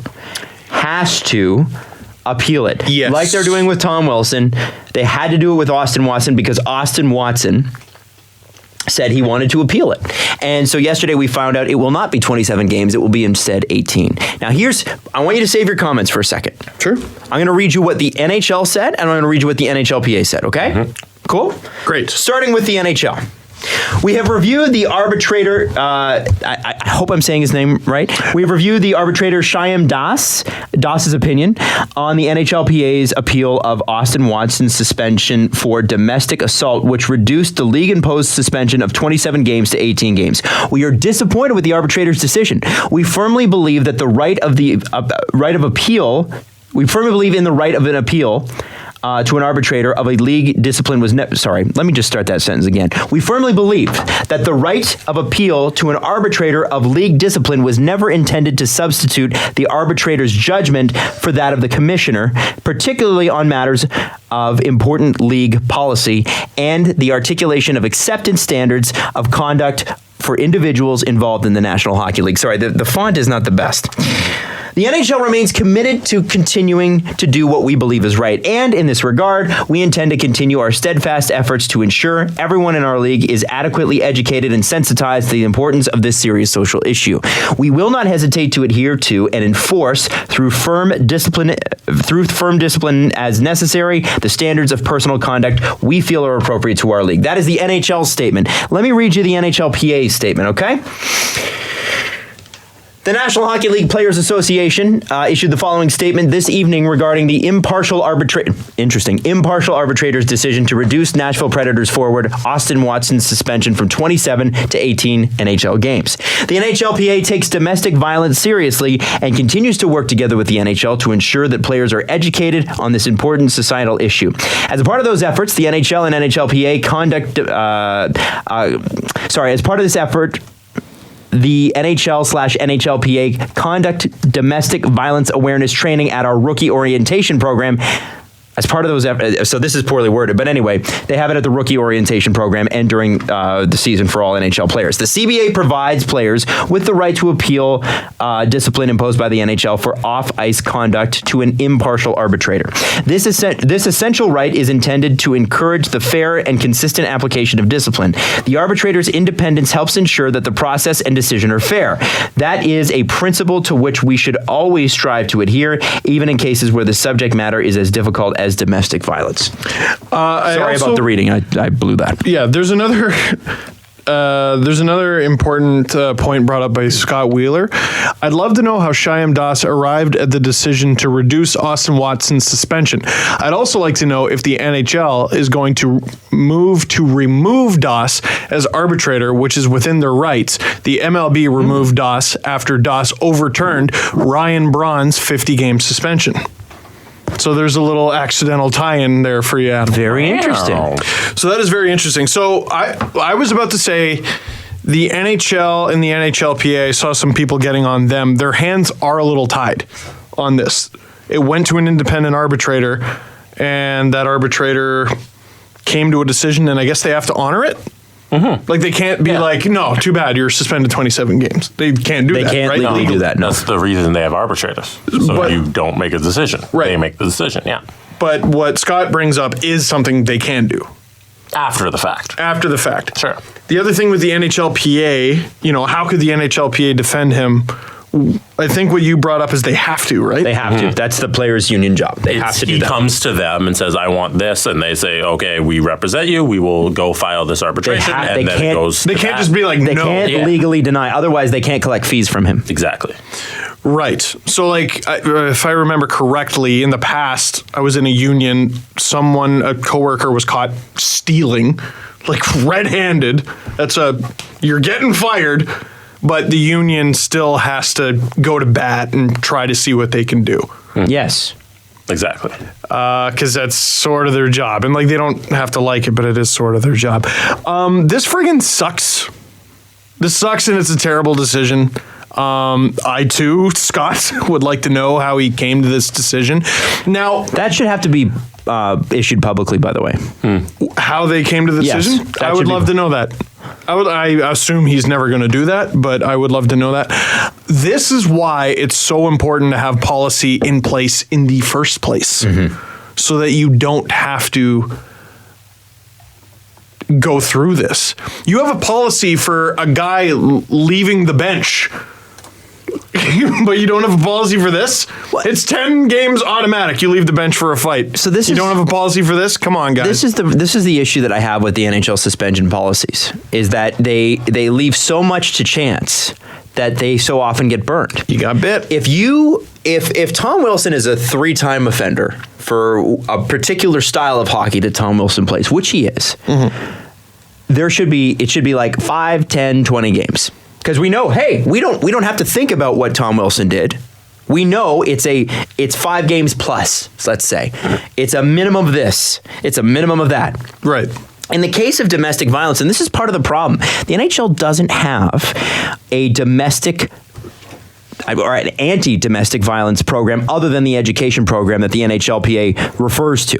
They don't have anything in there that says, if you are doing this, and we know you did this, you will be suspended this many games.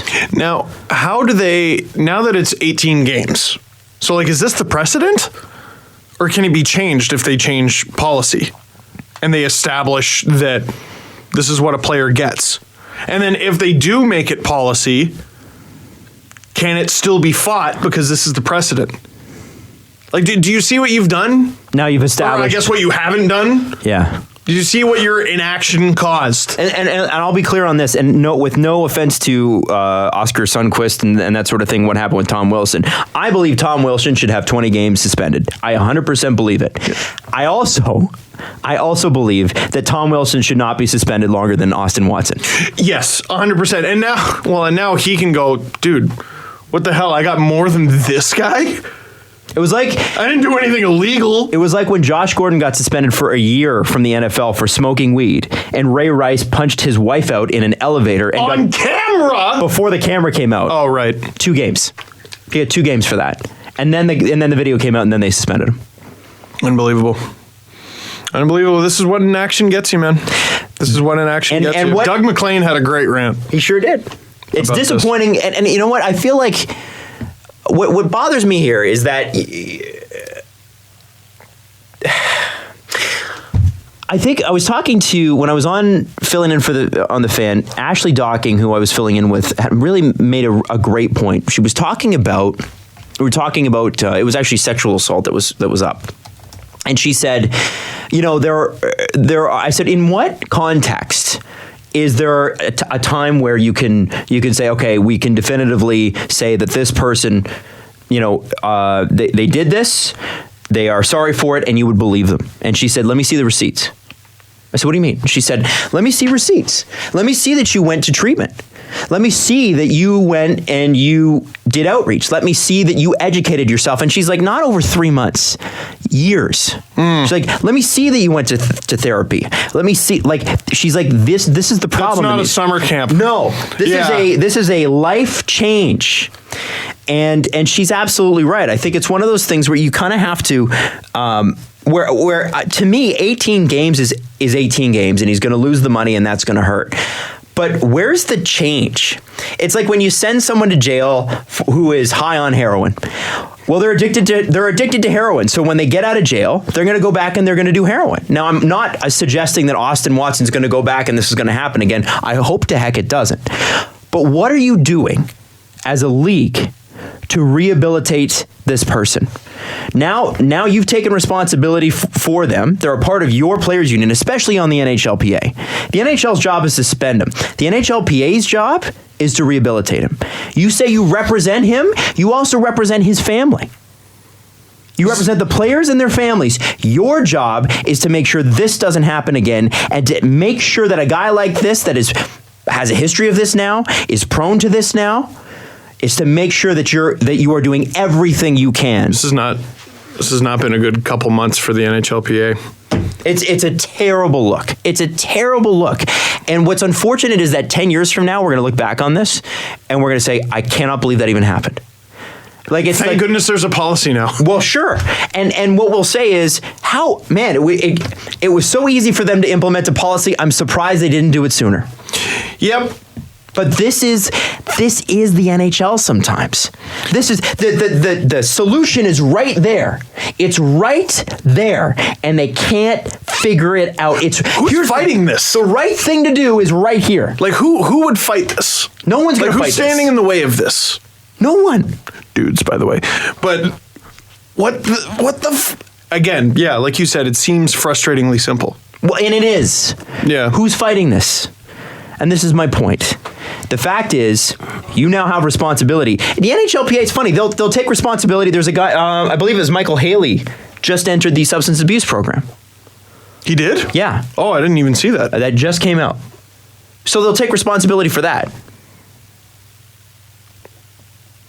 Why is there no rehab for this?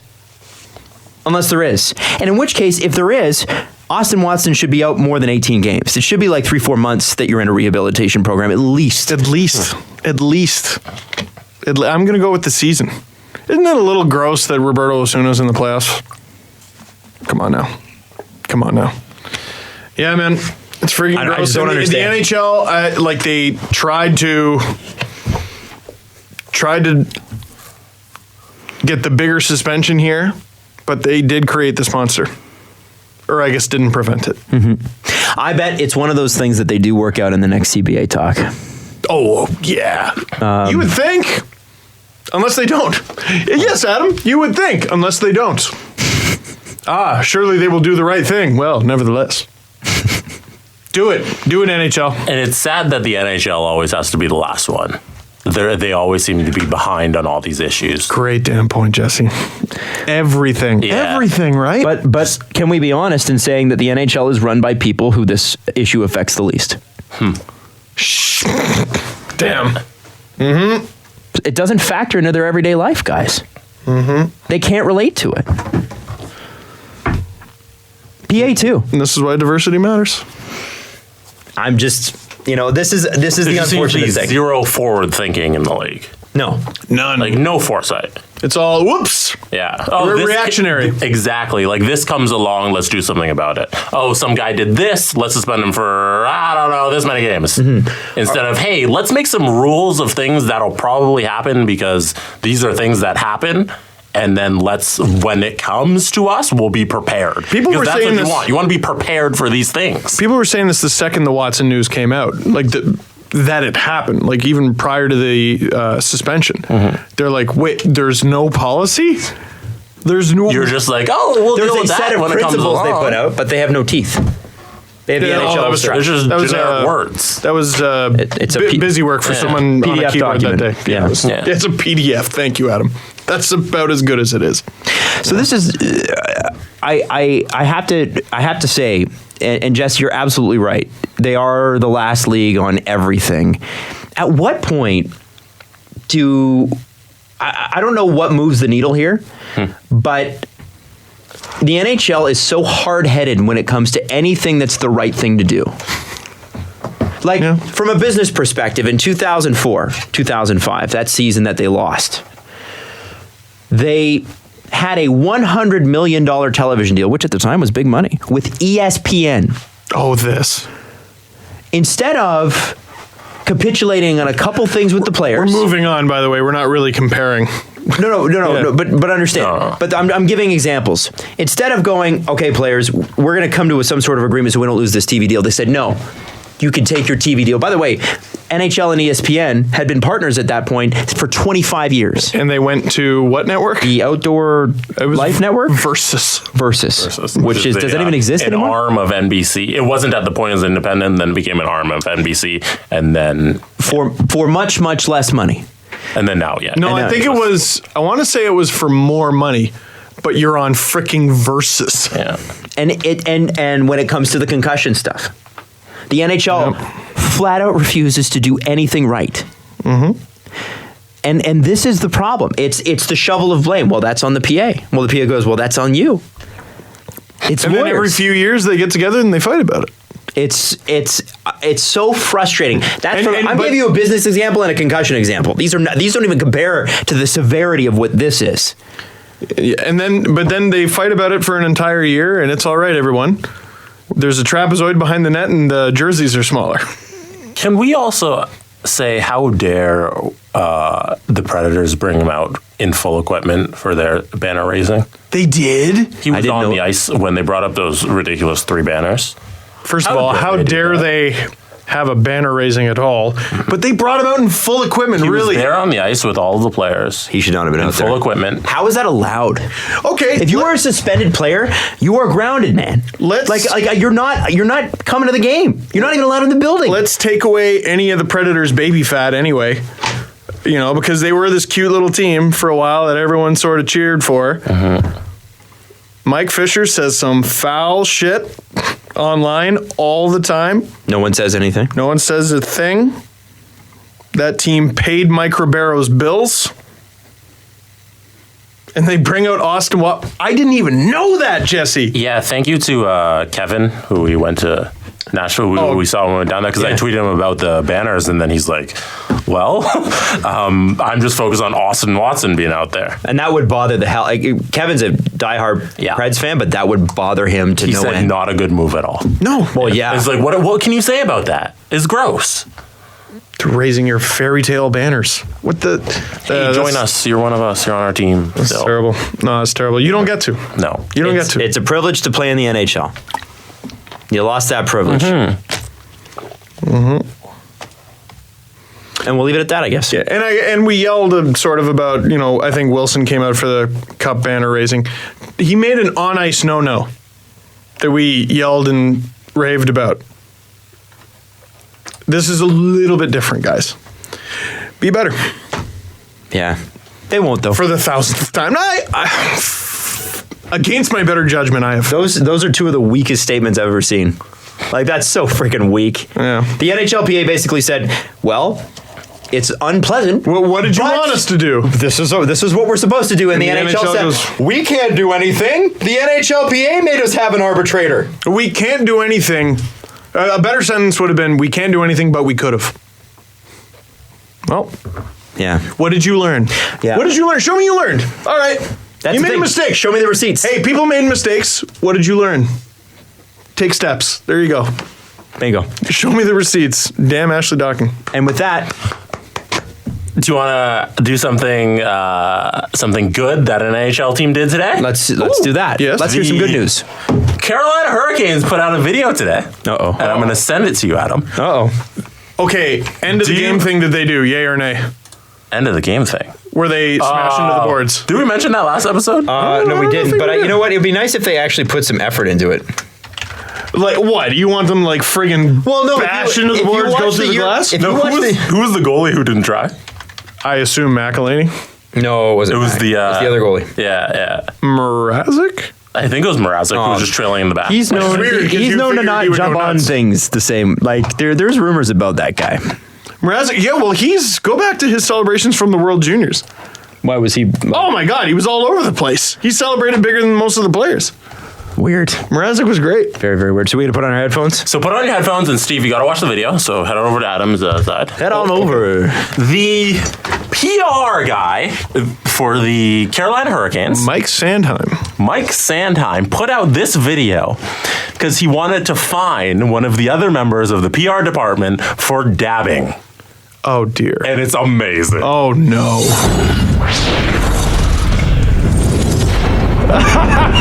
got the so official- good. Tuesday evening in I love Raleigh, it. Hurricanes manager of communications and team services, Pace Sagaster, was cited for violation of NHL Department of PR Etiquette Rule 3.0 for being caught on camera and 8.8 for dabbing with Hurricanes forward Sebastian Aho. As the video shows, Wow, double rule Sagaster break. had to have been aware of the presence of the camera as Aho approached his Oh, they're good position in dabs, the too. fist bump line. Aho, anyway.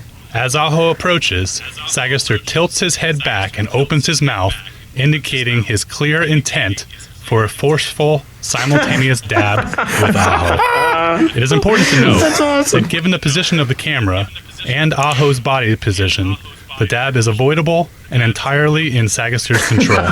The bylaws of the NHL DPRE clearly state that members who repeatedly violate rules will be punished more severely with each new violation. Sagaster has been cited for violations of Rule 3.0 throughout his time with both the Washington Capitals and the Carolina Hurricanes. This is really To summarize, this is a clear violation of the rules prohibiting PR personnel from being seen on camera, as well as an intentional and forceful dab. Sagaster is a repeat offender under the terms of the NHL DPRE. The Department of PR Etiquette has assessed Pace Sagaster with a fine of 4 dozen Bojangles biscuits to be delivered prior to the Hurricanes game against the Colorado Avalanche on October 20th. That must be a local food place. He even like nailed the voice and speech pattern of Patrick Burke. He did. Yeah. He did. And also, Bojangles. Twitter feed of the Bojangles famous chicken and biscuits. They have 33,000 followers. Those must be good chicken and biscuits. Oh, You get yeah. 33,000 followers. Are the Carolina Hurricanes okay? So, So we, I just want to applaud for having fun at work. Like, that's awesome. You guys seem like you're having a great time. That's a great video. I love it because I have to watch those stupid PR Department of Player Safety videos all the time. This one's hilarious. So when I was doing ice surfing the other day, Jeff Merrick, while ogling Fogle, the rookie who's having an amazing start for the Carolina Hurricanes, we were all sort of talking about, like, you know, Tom Dundon had a bit of a summer where we're like, what the hell is this guy doing? What are the Hurricanes? I don't understand anything. But one thing they're clearly doing right out of the gate, they're establishing themselves, or they're trying to establish themselves as the team of fun. That's a great identity. The team of fun. They're finally doing something that I've wanted teams to do for years, and that's doing something cool at the end of a game, other than raising your sticks at center ice. Remember the first time a team did that? We were like, ah! Going nuts. You appreciate your fans so much. I love you. Remember the Leafs didn't do it at the end of the last place season? People cried and shit their pants. Yes. So there was... Which I still think is the dumbest thing to happen in Leafs it history. was pretty it silly. was a controversy. It was silly on I hated many fronts. and nobody would have noticed it if the reporters were the ones that blew that out No, of. it was Gord Stellick. Gord Stellick blew the whole case open. Did he? Yeah, I think so. Wow. I think so. But you're like, oh, it's stupid. It's not a story. And then you find out, like, it was like a conscious decision made by the Leafs players. And you're like, now I hate everyone involved. Yeah. But anyway, the Hurricanes established themselves as the team of fun with the end of the game celebration. They got Curtis McElhinney. That's fun. And now they make this video. They make this video. I like that. They're having a good first 2 weeks. I don't even know what their record is. Make the Hurricanes fun again. Well, And I think they are. we're working on it. They are working on it. I like that. Quickly, too, before we get into the press conference, Jesse and Steve and I are playing in the Eric Lindros Invitational, Celebrity hockey class. and we all need your help in fundraising. I need your help in fundraising. Oh, yeah. Okay, I really need you to donate to my team because I'm really behind. Adam, how much have you raised so far? $165. You know what? $165. You know what would be great? What? If nobody donated to Adam. No, that's really shitty. Because it's all going to the same place. If you want to donate. It's all going to Easter Seals Ontario. If you want to donate, you can donate to Steve. You can Easter donate Seals Ontario, by the way, is a charity that helps out kids with physical disabilities. And it is a charity that my family benefited from when I was younger. If you want to donate, you can hit up my Twitter, where I provide a link to my donation page. And It's my pinned tweet. It is Steve's pin. I will also pin it, and then you can find it there. So Maybe Adam should pin it. no, because you know what would be fun? What would be If fun? Guys, Adam don't do doesn't that. raise enough money and he has to pay out of pocket to play in our tournament. I am unemployed. Don't be a Out of dick. pocket wild. You have to donate to yourself because you waited till last minute and didn't raise enough funds. To the last minute with a little under a month left. I'm just saying, Steve and I already did our charity raising. Okay, so and we can listen, always use more. I'm using my time off to try to raise help money for charity. To Wow. help raise money for charity, and you guys are telling me that I need to be paying the money that I don't have. Two guys who are that's cool. employed did it already. And somehow found the time. What took you so long? That's a good question. Oh, how the tables I don't have an turned. answer. Steve Dangle lecturing lazy, jobless Adam Wild. This is a comfy chair, Adam. You're right. I see what I've been missing. So anyway, get a raisin, buddy, because you're a little behind. Yeah, I got to get going. $165. What are you at, Jesse? I think I was at like 440 something. You may play. Yes. You need to raise a minimum of $400 to play. And I passed it, yeah. I got 6 different people. Thank you to all of you who have donated so far. And we'll just continue on. Yeah. So if you want to donate to my fund, actually, if you raise over $1,500, you get a free hockey stick.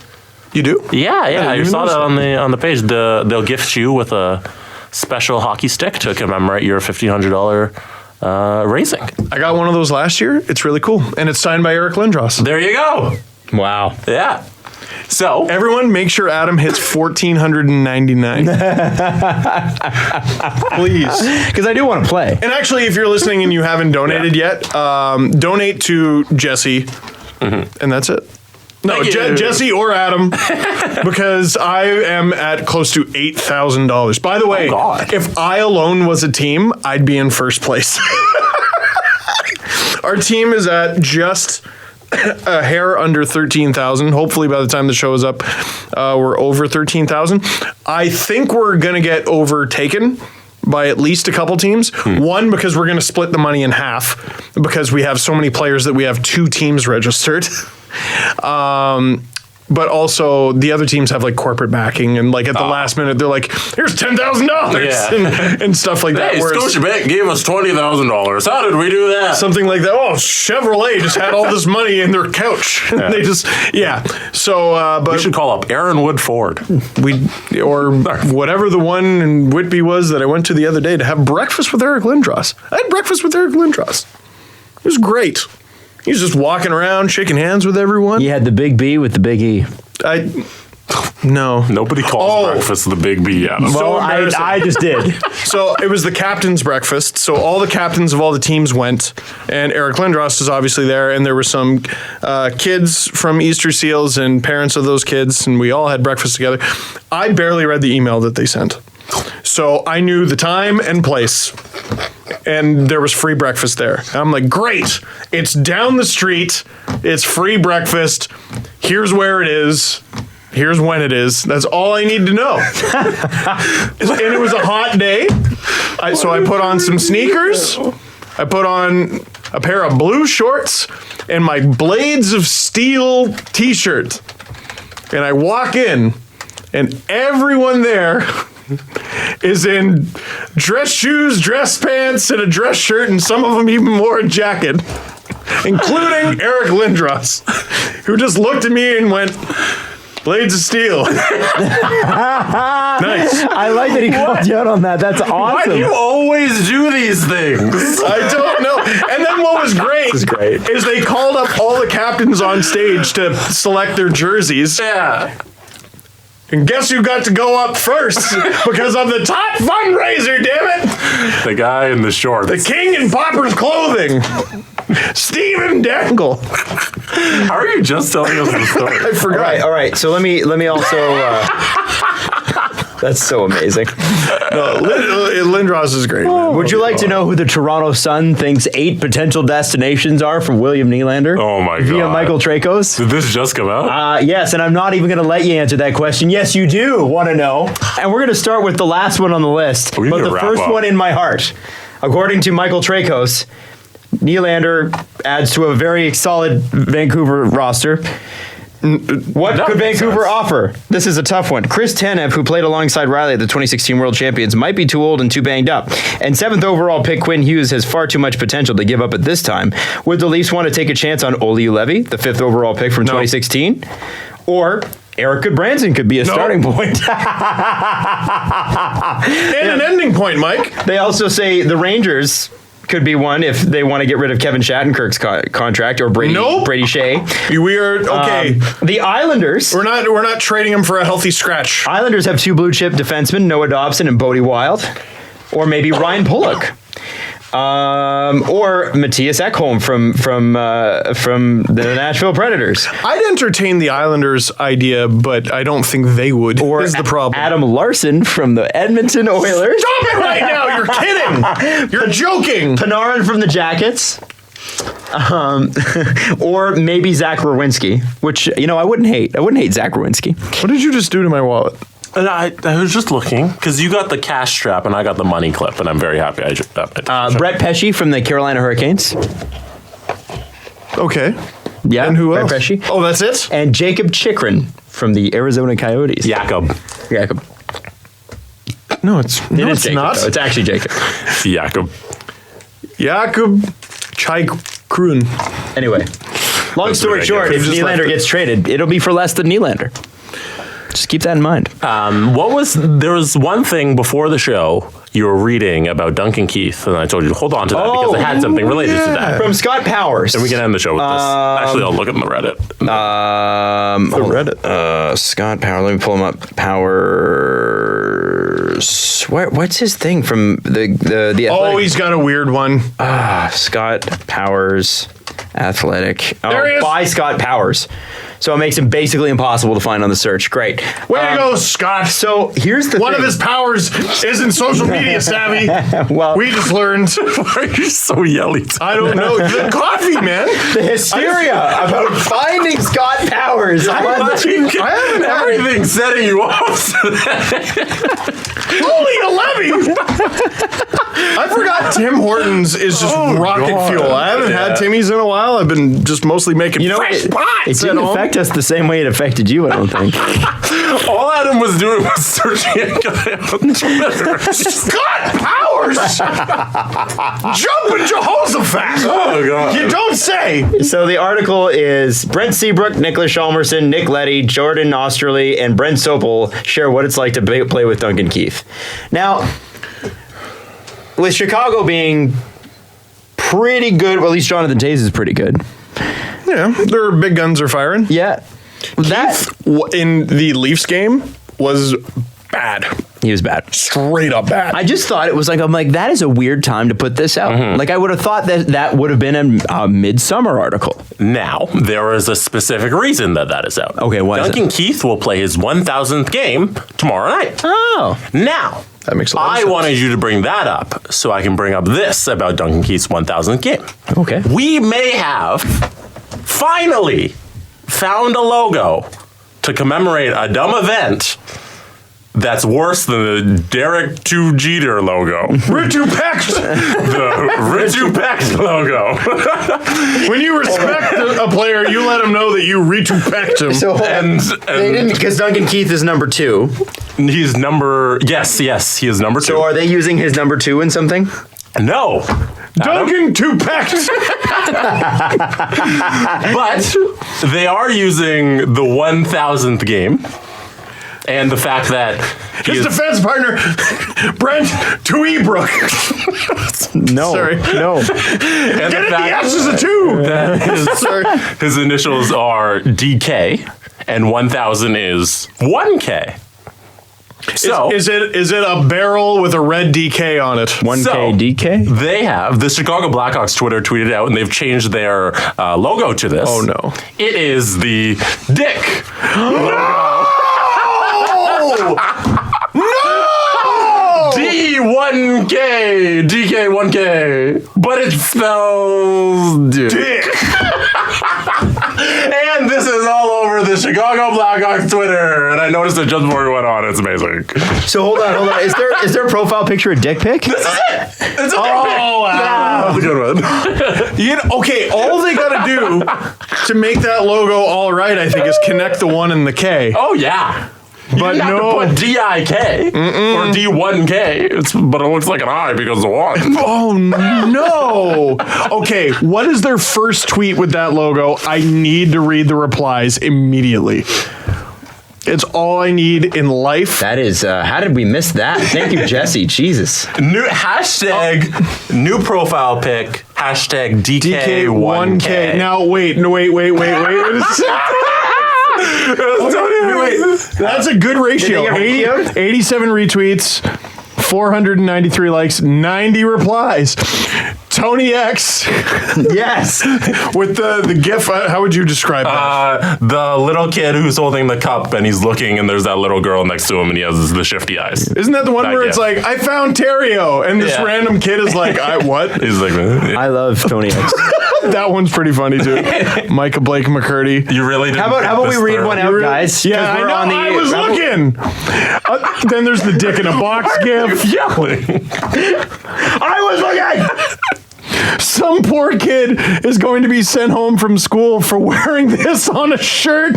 As stupid as that Oh, sounds. they better if they give out shirts tomorrow night and everybody in the crowd gets a free dick They're shirt. gonna hand out 20,000 dick shirts. And there'll be 20,000 fans with dicks on their chest. Oh no! There's nothing. Just a Anyways, Chief. Is this it? No. so there you no. Chicago. You had a good run, but we're laughing at you now. Worst decision: that logo or the Brandon Saad trade? Ooh, that logo. That logo is the worst. That's I worse agree. than the Brandon Saad trade. Is it? That logo can't play fourth line for you. They're not going to give that trade away to 20,000 fans tomorrow night. Oh my god! Oh, that's so. So I think that beats. Does that beat retrospect? Oh, that's so. it's so much worse than better. Richard Peck. I can't believe that's a thing. Could you guys talk about that on Tim and Sin? No, I saw it before. When I was sitting in. Oh man, that's How amazing. would? That's interesting because Tim and Sid are on television. Yes. So how would they discuss that? Can they just be like, it looks like it says dick? No, they wouldn't say the word dick, but they would show it. Obviously, They'd just I be think. like, what does this look like to you? yeah. Looks like a D1K, Sid. I think it's disgraceful. I think it's a terrible logo. we did run the Derek Lewis clip of him saying my balls are sweaty. Good. Except my balls are hot. My balls are hot. My balls sorry. are hot. Oh, my bad. I got the wrong terminology for his balls. How dare you? And Joe Rogan, I understand. That's great. Do we have any questions on the Reddit page for the press conference? No questions, but one note Oh, from Kiki Flowers. This person points out that Is the question, do you love me? Sorry. no. when Seattle becomes a franchise in 2020, the Leafs will most likely lose Garrett Sparks. So there you go.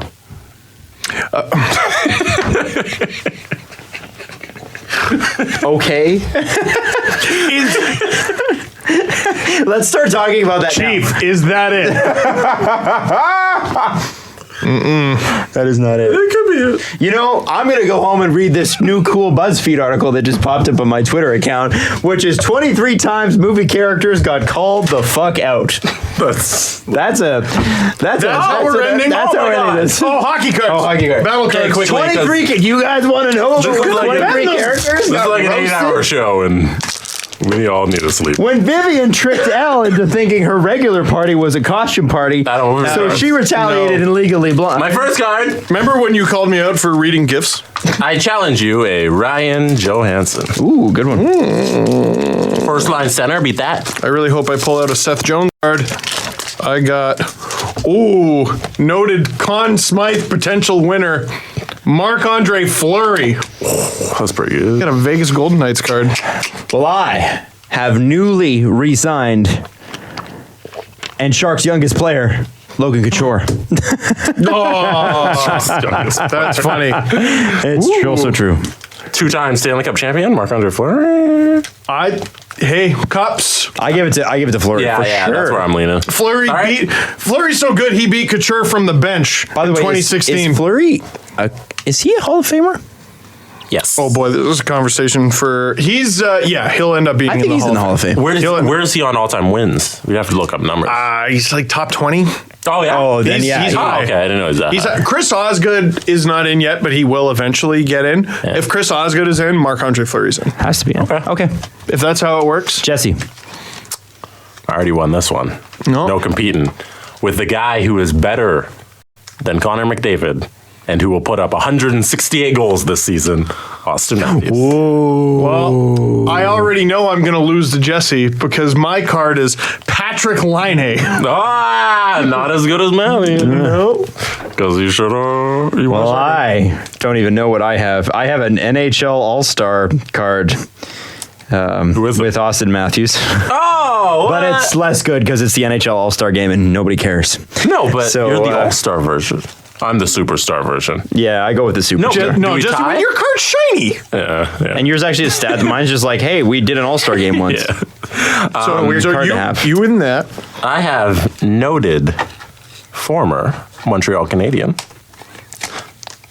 Alexander Galchenyuk. I have noted former Montreal Canadian PK Subban. Oh, what? Pernell Carl, everybody. Pernell. That's a good one. I have winner of the playoff series against Pernell Carl, Captain Blake Wheeler. Another young player that Peter Chiarelli frittered away. Damn, you're right, too. 5th overall pick, Blake Wheeler. No one remembers that. Imagine that. Tie?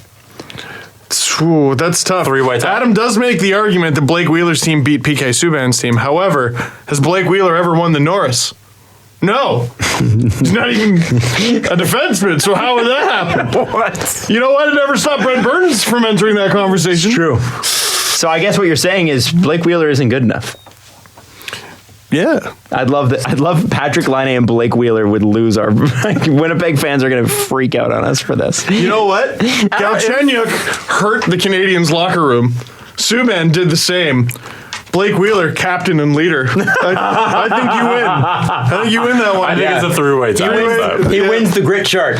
He also is a phenomenal So we all get player. 1 point. Yeah. Pity point. This win with Fleury was my first one. You didn't. First actual First in game. any of the 3 games that we've played.